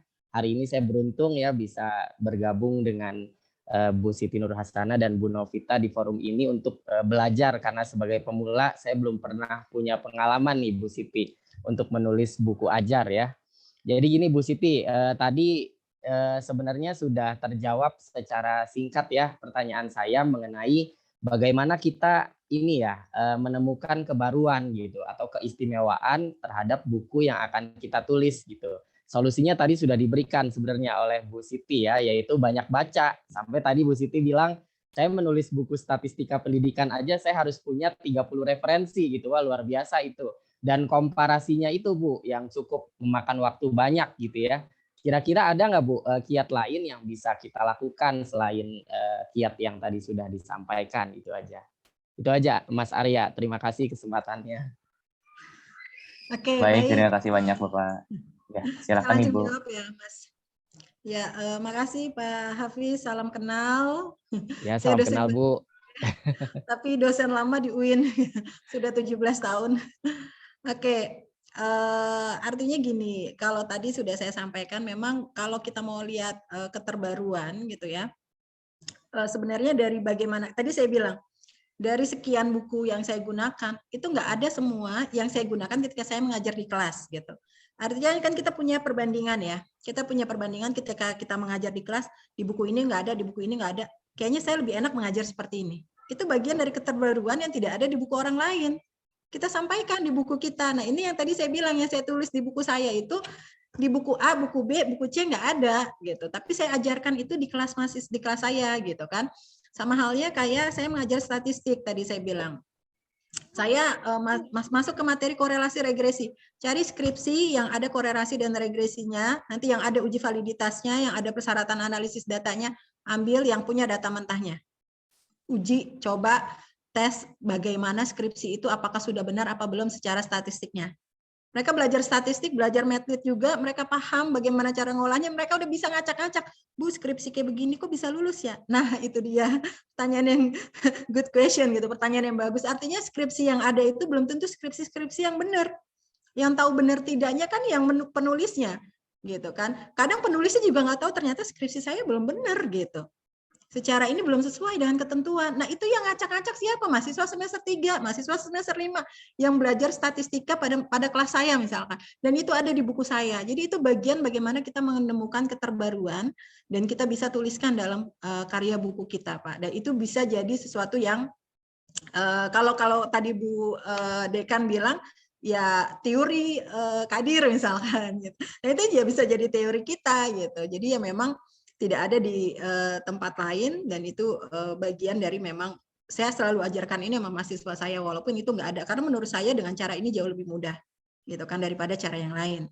Makanya kalau saya ngajar statistik, saya tidak izinkan mahasiswa saya menggunakan buku yang lain selain yang saya gunakan. Kenapa? Karena di buku yang lain mereka punya rumus yang berbeda untuk cara yang sama, untuk tujuan yang sama gitu. Jadi orang punya tujuan yang sama tapi dengan cara yang berbeda, otomatis hasilnya berbeda. Nah, itu ada di buku statistika yang lain. Saya tidak izinkan mereka. Kenapa? Karena ketika UTS atau UAS, jawabannya harus sama seperti jawaban yang saya buat. Jangan sampai mereka bikin jawaban sendiri. Walaupun ketika mereka gunakan itu dalam riset mereka, benar, nggak salah. Tapi kita sampaikan, itu boleh, benar. Tapi tidak pada kelas saya karena kita belajar statistik. Dan yang saya gunakan, saya punya, kita mau sampai tujuan bersama-sama, kita tentukan titiknya, kita sampai tujuan di tempat yang sama dengan cara yang sama, tidak boleh dengan cara yang berbeda. Kalau saya ngajar statistik, tapi kalau saya ngajar matematika, gitu ya, saya biasa ngajar matematika untuk ekonomi dan bisnis juga, silakan pakai buku yang lain, gitu. Bebas menggunakan buku manapun karena yang namanya matematika itu sama aja. Tapi kalau statistik berbeda, cara yang berbeda, tujuannya sama. Hasilnya beda apa sama? Beda. Orang caranya beda, walaupun tujuannya sama, hasilnya berbeda. Jadi itu ya Pak, salah satu menemukan keterbaruan dalam buku yang ingin kita tulis bisa dari pengalaman kita selama bertahun-tahun kita mengajar, kira-kira itu tidak ada di buku orang lain dan itu layak untuk kita masukkan, dan itu sangat bisa kita jadikan keterbaruan dalam buku-buku yang akan kita tulis. Gitu Pak Hafiz ya. Ya, oke. Terima kasih banyak informasi dan ilmunya Bu Siti ya. Semoga istiqomah untuk tetap menulis ya Bu di di waktu-waktu yang akan datang, dan saya mohon izin untuk berguru ya nanti untuk menulis buku perdana statistika nih, nanti insya Allah akan saya kembangkan dalam beberapa bulan yang akan datang, mudah-mudahan bisa terrealisasi dengan baik. Terima kasih Bu Novita, juga mohon izin ya Bu. Terima kasih Mas Arya. Baik, Bapak Hafiz. Terima kasih banyak Ibu Siti dan Pak Hafiz atas pertanyaan dan jawabannya yang luar biasa. Dan semoga dilancarkan ya Bapak Hafiz untuk niat baiknya. Semoga dilancarkan dalam proses penyusunan bukunya dan yang lainnya. Amin, terima kasih. Amin. Oke, di sini mungkin pertanyaan dari chat lagi ya Bapak Ibu dan teman-teman, mohon izin karena memang banyak sekali pertanyaan di chat ya, aku hitung-hitung mungkin ada 20 lebih nih Bapak Ibu. Izin membacakan pertanyaan dari ini, ada dari Bapak Komarudin ya. Izin bertanya, Assalamualaikum warahmatullahi wabarakatuh. Waalaikumsalam. Perkenalkan, nama saya Komarudin, mahasiswa pasca sarjana UIN Raden Mas Said Surakarta, jurusan Manajemen Pendidikan Islam. Mohon izin bertanya, dalam hal menulis saya pribadi yang masih awam dan sama sekali belum punya pengalaman. Tetapi akhir ini saya punya semangat untuk menulis baik artikel atau buku. Mudah-mudahan saya bisa mewujudkannya, amin. Nah, pertanyaannya di sini untuk Ibu Dr. Siti, yang pertama, untuk memperkaya materi isi buku yang akan kita tulis, apakah bisa dan boleh dengan mencari bahan-bahan materi via internet saja, baik itu kumpulan makalah atau dari bahan lainnya seperti buku online. Kemudian yang kedua, bagaimana cara mengambil materi-materi tersebut supaya tidak diklaim sebuah plagiasi isi materi, meskipun sudah kita pilah dan pilih. Kemudian yang terakhir adalah pertanyaannya, bagaimana cara menyusun materi bab per bab, supaya buku kita nantinya bisa menjadi buku ajar yang isi materinya per babnya bisa mencakup semua materi dalam satu mata kuliah atau mata pelajaran secara lengkap. Wah, ini pertanyaan yang cukup padat ya. Silakan Ibu Siti. Itu pertanyaannya udah detail banget ya. Teman-teman biasanya saya habis ini ngadain coaching, itu 1 bulan.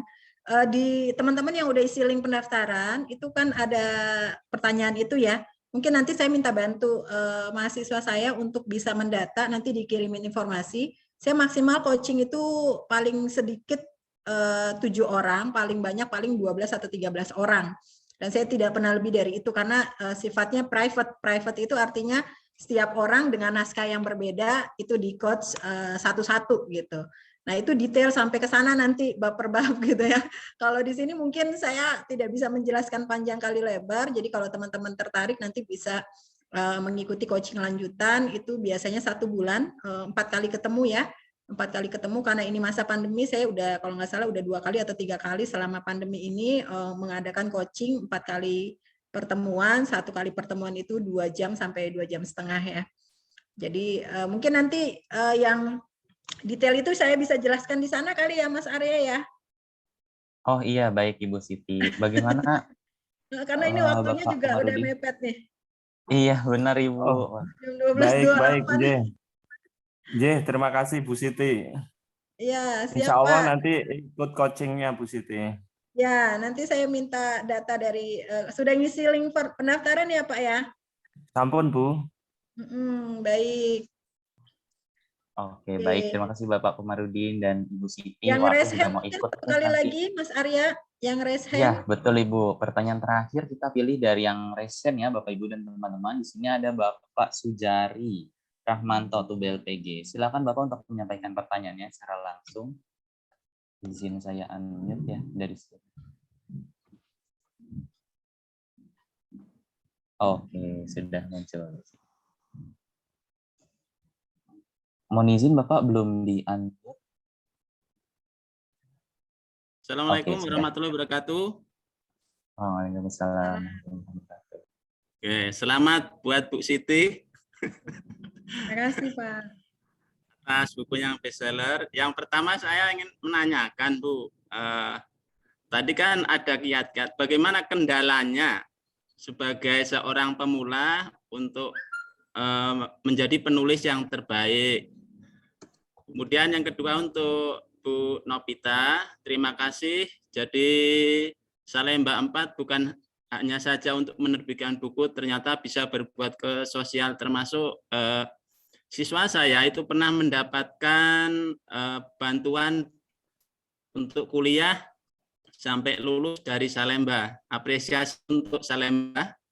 Untuk Bu Novita, memang sebagai penerbit itu harus banyak inovasi. Yang saya ingat dulu itu Salemba hanya menerbitkan ekonomi, pelajaran masalah ekonomi dan teknologi, tapi sekarang beranjak menerbitkan ke masalah pendidikan. Saya sebagai pengawas, saya tertarik, Bu, bagaimana nanti kalau misalnya kami sebagai pengawas bisa bukunya diterbitkan di Salemba. Itu saja, Bu, dan Bu Siti, salam. Mohon pencerahannya keduanya. Baik, oke. Terima kasih Pak Sujari. Sebenarnya kalau ditanya, dulu saya juga sebelum sekarang penulis pemula Pak, gitu. Semua harus diawali memang, tidak serta merta kita langsung bagus ya. Itu by proses, semua by proses gitu. Jadi ya langkah awalnya ya tidak langsung jadi bestseller, langkah awalnya juga tidak langsung bagus gitu ya. Tetapi kita berupaya dan saat ini adalah waktu yang tepat untuk memulai gitu. Jadi kalau kita tidak memulai, kita tidak menulis, maka kita tidak tahu ya apakah yang kita tulis itu benar apa salah gitu. Jadi kita mulai dulu, lalu kita nulis dan terus tetap dilakukan istiqomah seperti tips-tips yang tadi saya sampaikan. Ketika itu sudah dilakukan, baru kita bisa mengevaluasi diri. Makanya tadi saya bilang, bahkan sudah selesai ini chapter akhir, saya mau bahkan udah dikasih ke penerbit, saya baca lagi, ya juga ya, ini kok rada aneh ya paragrafnya gitu. Sampai saya bilang, Bu, saya ganti lagi ya editor semuanya yang paragraf ini gitu. Kayaknya masih ada hal-hal yang seperti itu, dan itu hal yang umum ya, lumrah gitu. Tetapi kalau kita tidak memulainya, kita tidak melakukannya dari awal, ya nggak akan bisa ada analisis, nggak akan bisa ada review back gitu, review kembali dari karena kita tidak memulai. Jadi intinya adalah untuk menjadi baik, ya tentunya buat yang khususnya yang pemula, apalagi yang sudah terbiasa menulis itu akan jauh lebih mudah sekali. Tapi kalau untuk yang pemula, ya caranya gimana supaya ini ya caranya mulai saja. Mulai lakukan, tulis apa yang terlintas di pikiran, mulai terus lakukan tips-tips yang tadi saya berikan gitu ya, tetap istiqomah sehari harus ada yang ditulis berapa, cari referensi gitu. Kalau mau menulis buku ajar, apalagi nih Bapak Sujari di pengawas nih gitu ya, mungkin punya peluang untuk buku-buku yang bisa disubmit ke beberapa sekolah gitu ya. Ya kemarin Pak Sujari dapat yang buku strategi pembelajaran saya ya. Dapat Ibu. Direkomendasikan ya Pak? Ya, insya Allah. Udah Bu, udah semuanya. Nanti misalnya ada yang pesan saya sampaikan ke Ibu. Ya, terus tadi Bu. PowerPoint-nya loh Pak. Ya, masalah tadi Bu, memang pengguna sekarang itu akan membandingkan antara buku mungkin yang tadi dari Pak Hafiz sebagai pengampu mata kuliah statistik, ternyata buku beliau mungkin mohon maaf mungkin kurang diminati mahasiswanya, tapi keistimewaan buku Bu Siti mungkin apa ya, ada keterbaruan dan mahasiswa begitu membaca akan lebih tertarik. Itulah yang inovasi gitu Bu. Jadi dengan inovasi tidak mungkin akan ditinggalkan oleh konsumennya. Jadi selamat untuk Bu Siti. Ya, makasih Bapak. Ya, salah satunya itu menampilkan software ya. Di buku statistika sosial saya udah ada 3. Ada Excel, SPSS, dan Smart PLS gitu. Jadi semakin ke sini semakin berinovasi seperti kata Pak Sujari bilang. Kalau di buku statistika ekonomi dan pendidikan ada 2 software, Excel dan SPSS. Kalau di statistika sosial baru terbit kemarin 2021 itu sudah ada 3 software ditambah Smart PLS. Gitu. Nah, itu bagian dari kita mengikuti teknologi, keterbaruan, yang memang mungkin di buku-buku statistika yang lain jarang ada. Kalau saya lengkap, manualnya ada, rumusnya ada, contoh kasusnya ada, aplikasinya ada. Jadi itu all package. Jadi kalau di sini cuma ada 1, makanya saya gabung aja semuanya. Jadi kita punya kelebihan. Seperti itu. Terima kasih gitu ya. Bu Siti. Mohon pencerahan dari Bu Novita. Ya. Ya, terima kasih Pak Sujari. Kalau pengawas gitu saya bingung ya. Bukunya kira-kira buku yang seperti apa ya Pak ya? Biasanya masalah manajerial Bu, manajerial Oh iya sama betul, betul. akademik itu. Ya. Ya betul Pak. Kalau di kami asal ada kuliahnya Pak, ada mata kuliahnya maksud saya. Ada Ya. mata kuliahnya. Jadi kalau dari pengawas itu mungkin Supervisi ya mungkin kali ya. manajemen sekolah gitu ya Ya, Pak ya.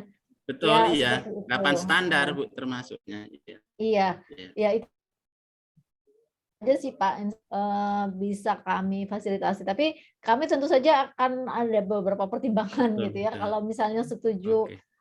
pada dasarnya kalau bentuknya e-book itu bisa lebih fleksibel nih Betul. Pak, e-book. Jadi prosesnya sama, semua cuma publikasinya secara e-book. Karena kan memang sebagian besar biaya itu memang ada di cetak dan distribusi gitu ya. Tapi kalau untuk e-book itu kita akan lebih relax gitu Familiar ya. Bu, familiar dengan Iya, zamannya. iya juga mungkin. Jadi kalau sekarang mungkin anak-anak zaman sekarang gampang juga untuk akses gitu, sudah nggak perlu diajarin gitu ya Pak ya. Jadi bisa lah langsung membeli misalnya di Gramedia. Nah kalau untuk e-book itu kami membuka luas nih berbagai mata kuliah, berbagai genre gitu. Mungkin novel juga nanti kami akan ke sana nih, tapi bentuknya e-book gitu ya. Mungkin gitu. Tapi untuk mata kuliah saya rasa juga terbuka luas peluangnya kalau dalam bentuk e-book gitu. Memang kalau cetak itu yang akan banyak pertimbangan, lebih banyak pertimbangan Pak dalam bentuk cetak gitu. Kalau untuk e-book yang penting mata kuliahnya ada, itu aja sih Pak sebenarnya pertama ini. Mata kuliahnya ada, jadi manajemen pendidikan, manajemen tata kelola sekolah gitu mungkin ya Pak ya. Betul, betul. Itu ada. Ibu saya dulu juga pengawas Pak, jadi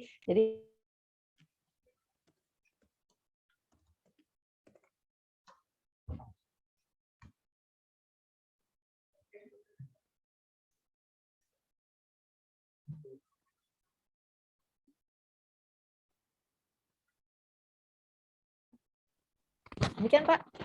Iya. Terima kasih Bu Novita dan Ibu Kasih Siti. Selamat. pertanyaannya. Assalamualaikum warahmatullahi wabarakatuh. Waalaikumsalam warahmatullahi wabarakatuh. Waalaikumsalam warahmatullahi wabarakatuh.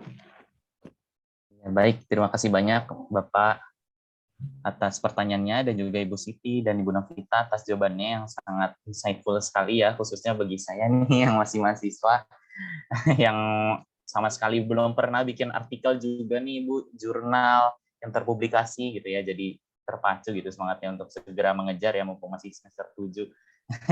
Terima kasih banyak Ibu Siti dan Bu Novita, dan juga tentunya kepada Bapak Ibu dan teman-teman sekalian yang sudah berpartisipasi aktif ya dari pagi hari hingga hampir pukul 1 ya Bapak Ibu. Tak terasa waktu terus berlalu, dan tetapi saya memohon maaf sekali kepada Bapak Ibu dan teman-teman sekalian yang pertanyaannya belum terjawab. Barangkali bisa ditanyakan secara langsung kepada Ibu Siti atau Ibu Novita, atau barangkali di grup juga boleh. Dan selanjutnya ini memasuki sesi yang cukup ditunggu-tunggu barangkali ya bagi Bapak Ibu dan teman-teman yang sudah bertanya, yaitu pengumuman untuk door prize ya untuk 4 orang yang beruntung. Nah, maka dari itu Ara ingin memohon kesediaan Ibu Siti dan Ibu Novita untuk masing-masing memilih 2 pemenangnya ya, Ibu. Mungkin bisa dari Ibu Siti terlebih dahulu. Bisa dipilih 2 orang pemenang. Kalau saya serahkan sama Bu Siti aja. Oh, seperti itu. Kalau saya boleh tambahkan, di sini tadi ada yang tanya bagaimana membedakan buku bajakan dengan buku asli. Nah, itu penting buat penerbit gitu ya. Jadi ada yang bertanya di sini di chat. Nah, kalau mau membedakan dengan buku bajakan dan buku asli adalah pertama dari harganya. Kalau harganya sangat miring itu sudah bisa diindikasikan atau petunjuk yang sangat jelas itu bahwa buku tersebut adalah bajakan ya. Atau misalnya bukunya asli, harganya mirip dengan buku asli, buku sangat tinggi, kemudian dapatnya ternyata nggak bagus kualitasnya. Nah, itu juga berarti ditipu oleh penjual gitu. Nah, untuk amannya memang membelinya itu melalui toko resmi. Kalau Salemba punya tadi Salemba, di penerbit salemba.com itu nanti bisa di link ke Lexika Bookstore. Jadi Lexika Bookstore itu punya Salemba. milik Salemba gitu. Jadi kalau di buku kami gitu. Nah, ada juga kalau buku-buku yang ada e-learningnya tadi itu ada stikernya asli dan kode aksesnya di dalamnya itu ada juga, itu menandakan bukunya asli. Tapi kalau nggak ada kode aksesnya atau kode aksesnya fotokopian itu tidak pasti butuh buku bajakan. Tapi indikasi pertama adalah bukunya sangat murah. Murah. Kemudian ini ada yang gimana gaya selingkung Bapak Dewa, selingkungnya sebenarnya gaya selingkung penerbit memang beda-beda. Silakan dikirimkan saja Pak dalam mengirimkan proposal mini tadi ke penerbitsalemba.com, ke editor@penerbitsalemba.com. Nanti akan kami review. Sebenarnya sih gitu aja kalau mau coba memasukkan naskah ke Salemba seperti itu aja. Nah itu kalau bisa sih ya itu juga supaya kita sama-sama memajukan buku perguruan tinggi, kemudian buku teks dan memajukan penulis juga. Jadi kalau bukunya banyak dibajak kan penulis juga tidak kebagian royalti sebenarnya. Jadi kalau Bu Siti tadi sudah menunjukkan royaltinya semakin lama semakin tinggi, itu mungkin realnya sebenarnya harusnya lebih besar lagi kalau nggak dibajak. Mungkin Bu Siti sudah pernah ngecek juga nih di Tokopedia, di Bukalapak, ada nih buku bajakannya. Pasti ada juga yang jual murah ya Bu ya, dan sudah bisa diindikasikan bahwa itu buku bajakan.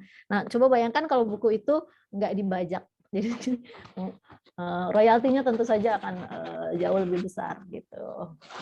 Demikian Mas Arya, terima kasih. Itu pesannya dari kami. Iya, oke. Ya, baik. Ya, Terima itu kasih banyak benar, Ibu Novita. Sedih deh kalau dibajak, kasihan banget. Emang mahasiswa maunya yang murah mulu, padahal kalau ini udah dikasih diskon loh Mbak Ita. Bu, di Tokopedia lebih murah. Aduh, jangan deh, kalian ngutang aja deh sampai 1 semester, saya bilang.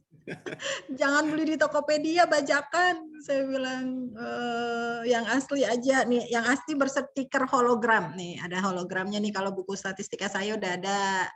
Nah, terus satu lagi saya dikasih tahu Mas Yanto di sini ada lekukan garis kalau yang asli. Jadi kelihatan lekukan garisnya. Kalau yang bajakan itu nggak ada lekukan garis cetak ini ya di sini nih di ujung sini nih ke bawah gitu. Oke. Tadi saya 2 ya. Nanti yang berarti Ya. yang Mbak Ita yang tadi kali itu pertanyaan yang tadi kali ya Mas Arya ya. Yang tadi Mbak Ita tanyain kali ya. Iya. Kalau Oke, boleh. saya mau kasih ke Pak Hafiz saja yang ini. Masih ada Terima Pak Hafiz? Kalau kasih nggak Bu. ada saya Ya, terima kasih Bu Siti. Oh, dengan nggak ada sangat nggak saya senang kasih. hati saya akan Ada nggak? menerimanya. Boleh Bu Siti, itu bermanfaat sekali buat saya sebagai referensi yang lain untuk mengajar Ya, statistika. sebagai referensi Terima kasih ya Pak. banyak. Ya. Siap Bu. Ya loh Pak. Tenang Pak, Ya. mahasiswanya ada di sistem gitu ya. Oke, siap. Terima kasih Bu Siti. Iya, sama-sama. Nanti dikirim ke rumah, nanti bisa japri alamat ya Pak ya. Ya, boleh. Terima kasih Bu Siti. Satu lagi, ini biar kenang-kenangan dari saya buat Bu Tuti, salam kenal dari saya. Ini praktikum kiroat ya Ibu. Oh iya, alhamdulillah. Ada mata kuliah praktikum kiroat, mudah-mudahan bisa digunakan di sana Bu. Ini udah cetak ulang lagi ya Bu. Jadi Oh, udah iya. bisa dibeli. Oh iya, alhamdulillah. Terima kasih Bu Siti. Nanti bantu direkomendasikan untuk teman-teman di sana karena memang kebetulan yang praktikum kiroat kemarin cetak 1.500 ya Bu Ita ya kalau nggak salah, itu pasarnya hanya UIN Jakarta. Jadi satu semester itu habis 1.200. Hanya UIN Jakarta belum, tapi insya Allah semester depan kita mau pasarnya di seluruh UIN dan IAIN seluruh Indonesia. Gitu ya, mudah-mudahan Salemba siap mencetak lebih banyak gitu ya. Gitu ya Ibu, mudah-mudahan nanti sampai ke Riau bisa dimanfaatkan ya. Iya, terima kasih Bu Siti, alhamdulillah. Silakan Mas Arya, masih ada 2 dari bukunya Prof. Alhamdulillah. Oke, terima kasih banyak Ibu Siti. Selamat ya kepada Bapak Hafiz, dosen statistika yang mendapatkan buku statistika juga nih, luar biasa. Alhamdulillah. Terima kasih Mas Arya. Ya, terima kasih Pak. Dan juga selamat kepada Ibu Tuti Andriani dari Riau mendapatkan buku praktikum kiroat. Selanjutnya 2 ini berarti bagaimana nih? Mungkin bisa ditunjuk saja Ibu Novita. Tadi yang ada di link tadi yang menjawab pertanyaan ya. Iya, kalau dari saya Sebenarnya saya serahkan ke Bu Siti nggak apa-apa sih. Kalau saya mau menjawab pertanyaan lagi, ini ada satu lagi sih yang menarik dari Pak Rio, bahwa saat ini banyak penerbit yang mencari dan mengubah naskah skripsi, tesis, disertasi menjadi buku dengan paket tertentu. Nah, itu sebenarnya sah-sah saja, Pak. Tapi memang itulah kekurangannya dari apa namanya dunia penerbitan kita gitu ya, bahwa masih harus diakui bahwa menerbitkan jadi gampang seperti itu kira-kira. Tapi kita harus ingat lagi bahwa apa motivasi kita menulis dan menerbitkan buku seharusnya. Kalau Ibu Siti bilang kan itu harus bermanfaat. Nah, apakah itu bisa digunakan di dalam pembelajaran atau di dalam kelas untuk mengajar? Itu yang harus ditanyakan lagi nih. Kalau skripsi atau tesis, disertasi itu kan masih berupa penelitian mentah ya Bu ya. Kemudian penelitian dan yang pembahasannya pun belum tentu bisa dipahami oleh mahasiswa yang baru belajar misalnya. Nah, jadi harus ini lagi sih harus dikembalikan lagi ke penulisnya bahwa apa yang menjadi tujuan dari menerbitkan buku itu gitu. Kalau misalnya diterbitkan dengan paket-paket dengan jumlah tertentu, misalnya biaya pencetak berapa dengan ini berapa, itu biasanya nggak ada distribusinya, nggak dijual bebas, jadi cuma untuk kalangan sendiri, jadi dipakai sendiri, disebarkan sendiri, sudah habis itu udah nggak berkelanjutan. Biasanya sih seperti itu. Kalau yang paket tesis, disertasi yang dijadikan buku kan bayar misalnya 100 eksemplar, ya sudah 100 eksemplar diambil oleh penulisnya kemudian dibagikan sendiri, sudah nggak berkelanjutan.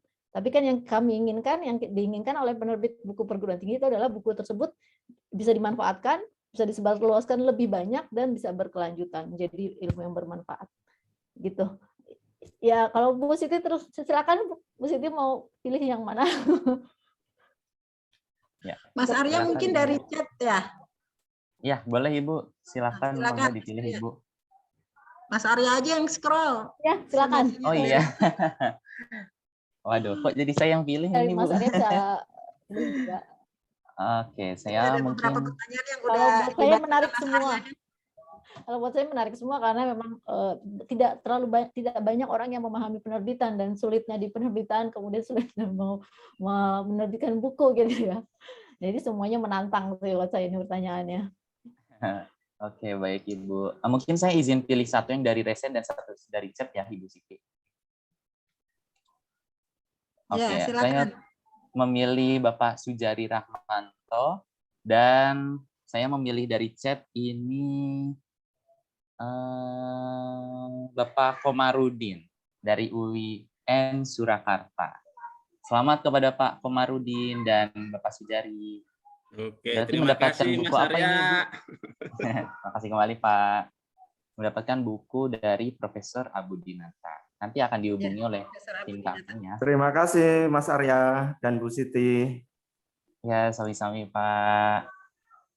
Oke, alhamdulillah 4 pemenang sudah terpilih ya Bapak Ibu dan teman-teman sekalian. Bagi yang belum terpilih dan berkecil hati dan nantikan terus webinar dari kami ya dari jurusan Manajemen Pendidikan UIN Jakarta. Tentunya kedepannya pasti akan banyak lagi nih pelatihan-pelatihan serupa, pelatihan penulisan dan lain sebagainya. Dan untuk itu saya juga selaku moderator pada kesempatan siang hari ini mungkin sedikit menyimpulkan ya dari hasil diskusi ini. Memang kalau kita berbicara tentang kepenulisan itu memang sulit-sulit mudah ya Bapak Ibu dan teman-teman. Dan tetapi kita bisa atasi itu dengan meluruskan niat terlebih dahulu ya seperti yang disampaikan oleh Ibu Siti, awali niat menulis dengan bismillah, terus kita perlu senantiasa mengingat ya kalau menulis itu bukan soal perihal bakat atau kepintaran, melainkan kemauan. Asalkan kita ada niat, kemauan, dan kita menulis sesuai apa yang kita kuasai, tentunya itu akan insya Allah akan dimudahkan. Dan juga tips lainnya adalah kita harus mencari ide dan juga perbanyak baca ya, perbanyak baca ketika atau sebelum menulis, dan tentunya juga kita harus menentukan pangsa pasar ya. Jadi supaya buku kita itu seperti yang tadi tuh bisa bestseller seperti bukunya Ibu Siti dan seterusnya. Dan mungkin hanya sekian yang dapat saya simpulkan, sedikit banyaknya pasti saya melakukan kesalahan selama memoderasi jalannya webinar siang hari ini. Saya memohon maaf Bapak Ibu dan teman-teman, dan terima kasih banyak atas partisipasinya. Akhir kata, wassalamualaikum warahmatullahi wabarakatuh. Arya kembalikan kepada MC Kak Septia Arianti Hasan. Semoga sehat selalu Bapak Ibu. Warahmatullahi wabarakatuh. Oke, terima kasih banyak Kak Arya yang sudah memandu penyampaian materi dari para narasumber kita yang luar biasa. Saya juga ingin mengucapkan kepada narasumber, terima kasih kepada narasumber kita hari ini, Ibu Dr. Siti Nurhasana MPD dan Ibu Novita Indra Salama, yang sudah menyampaikan materi yang sangat menarik dan bermanfaat sekali ya insya Allah Ibu untuk kita semua. Dan kepada peserta juga nih sudah aktif sekali, dan kita juga dipertemukan di ruang virtual dengan dosen-dosen dari luar UIN Jakarta. Semoga silaturahminya tetap berlanjut ya Bapak Ibu sekalian. Dan saking antusiasnya nih teman-teman kita hari ini, tadi saya baca di kolom chat ada yang sampai request nih untuk chapter selanjutnya, katanya nih ada dari Bapak Ahmad Mukhlasin ya Pak. Saran katanya setelah selesai acara ini adakan lagi agenda penerbitan book chapter katanya gitu. Jadi ada yang request untuk webinar selanjutnya. Wah luar biasa, tepuk tangan dulu dong untuk kita semua secara virtual pada hari ini, luar biasa sekali. Nah, sebelum kita tutup acara kita siang hari ini, alangkah lebih baiknya kita abadikan dulu ya Bapak Ibu sekalian. Jadi silahkan untuk diaktifkan fitur kameranya. Nanti akan dibantu oleh rekan operator untuk di capture gitu. Oke, silahkan diaktifkan videonya. Siap ya, rekan dari operator mohon dibantu, saya bantu hitung sampai 3 ya Bapak Ibu, silahkan tunjukkan senyum terbaiknya. 1, 2, 3. Oke, sekali lagi boleh gaya bebas. 1, 2, 3. Oke, wah luar biasa sekali. Tepuk tangan untuk kita semua sekali lagi pada siang hari ini.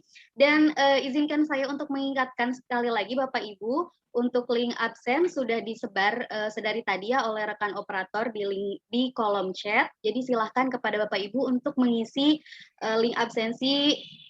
Dan link absensi ini akan ditutup pada pukul 1 nanti, kurang lebih 8 menit lagi ya Bapak Ibu, insya Allah keburu. Dan untuk informasi pembagian sertifikat, insya Allah akan dibagikan 7 hari setelah pelaksanaan webinar hari ini, dan akan dikirimkan melalui email. Jadi jangan sampai dilewatkan link absensinya ya, dan diisi emailnya dengan benar, supaya tidak salah kirim, seperti itu. Dan tidak terasa kita sudah berada di penghujung acara. Dan mari kita tutup acara webinar pada siang hari ini dengan sama-sama melafalkan Alhamdulillahirabbil alamin. Semoga apa yang sudah disampaikan oleh narasumber kita hari ini dari Ibu Siti dan Ibu Novita bermanfaat untuk kita semua, dan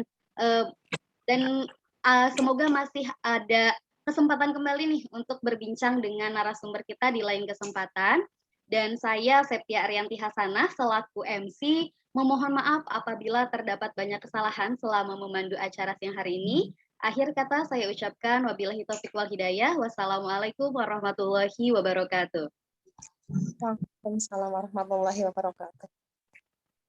Terima kasih Mbak Ita, teman-teman, rekan-rekan semua, terima kasih. Ya. Bu Siti, jangan lupa. Ya Pak Sujari dapat lagi ya, selamat ya.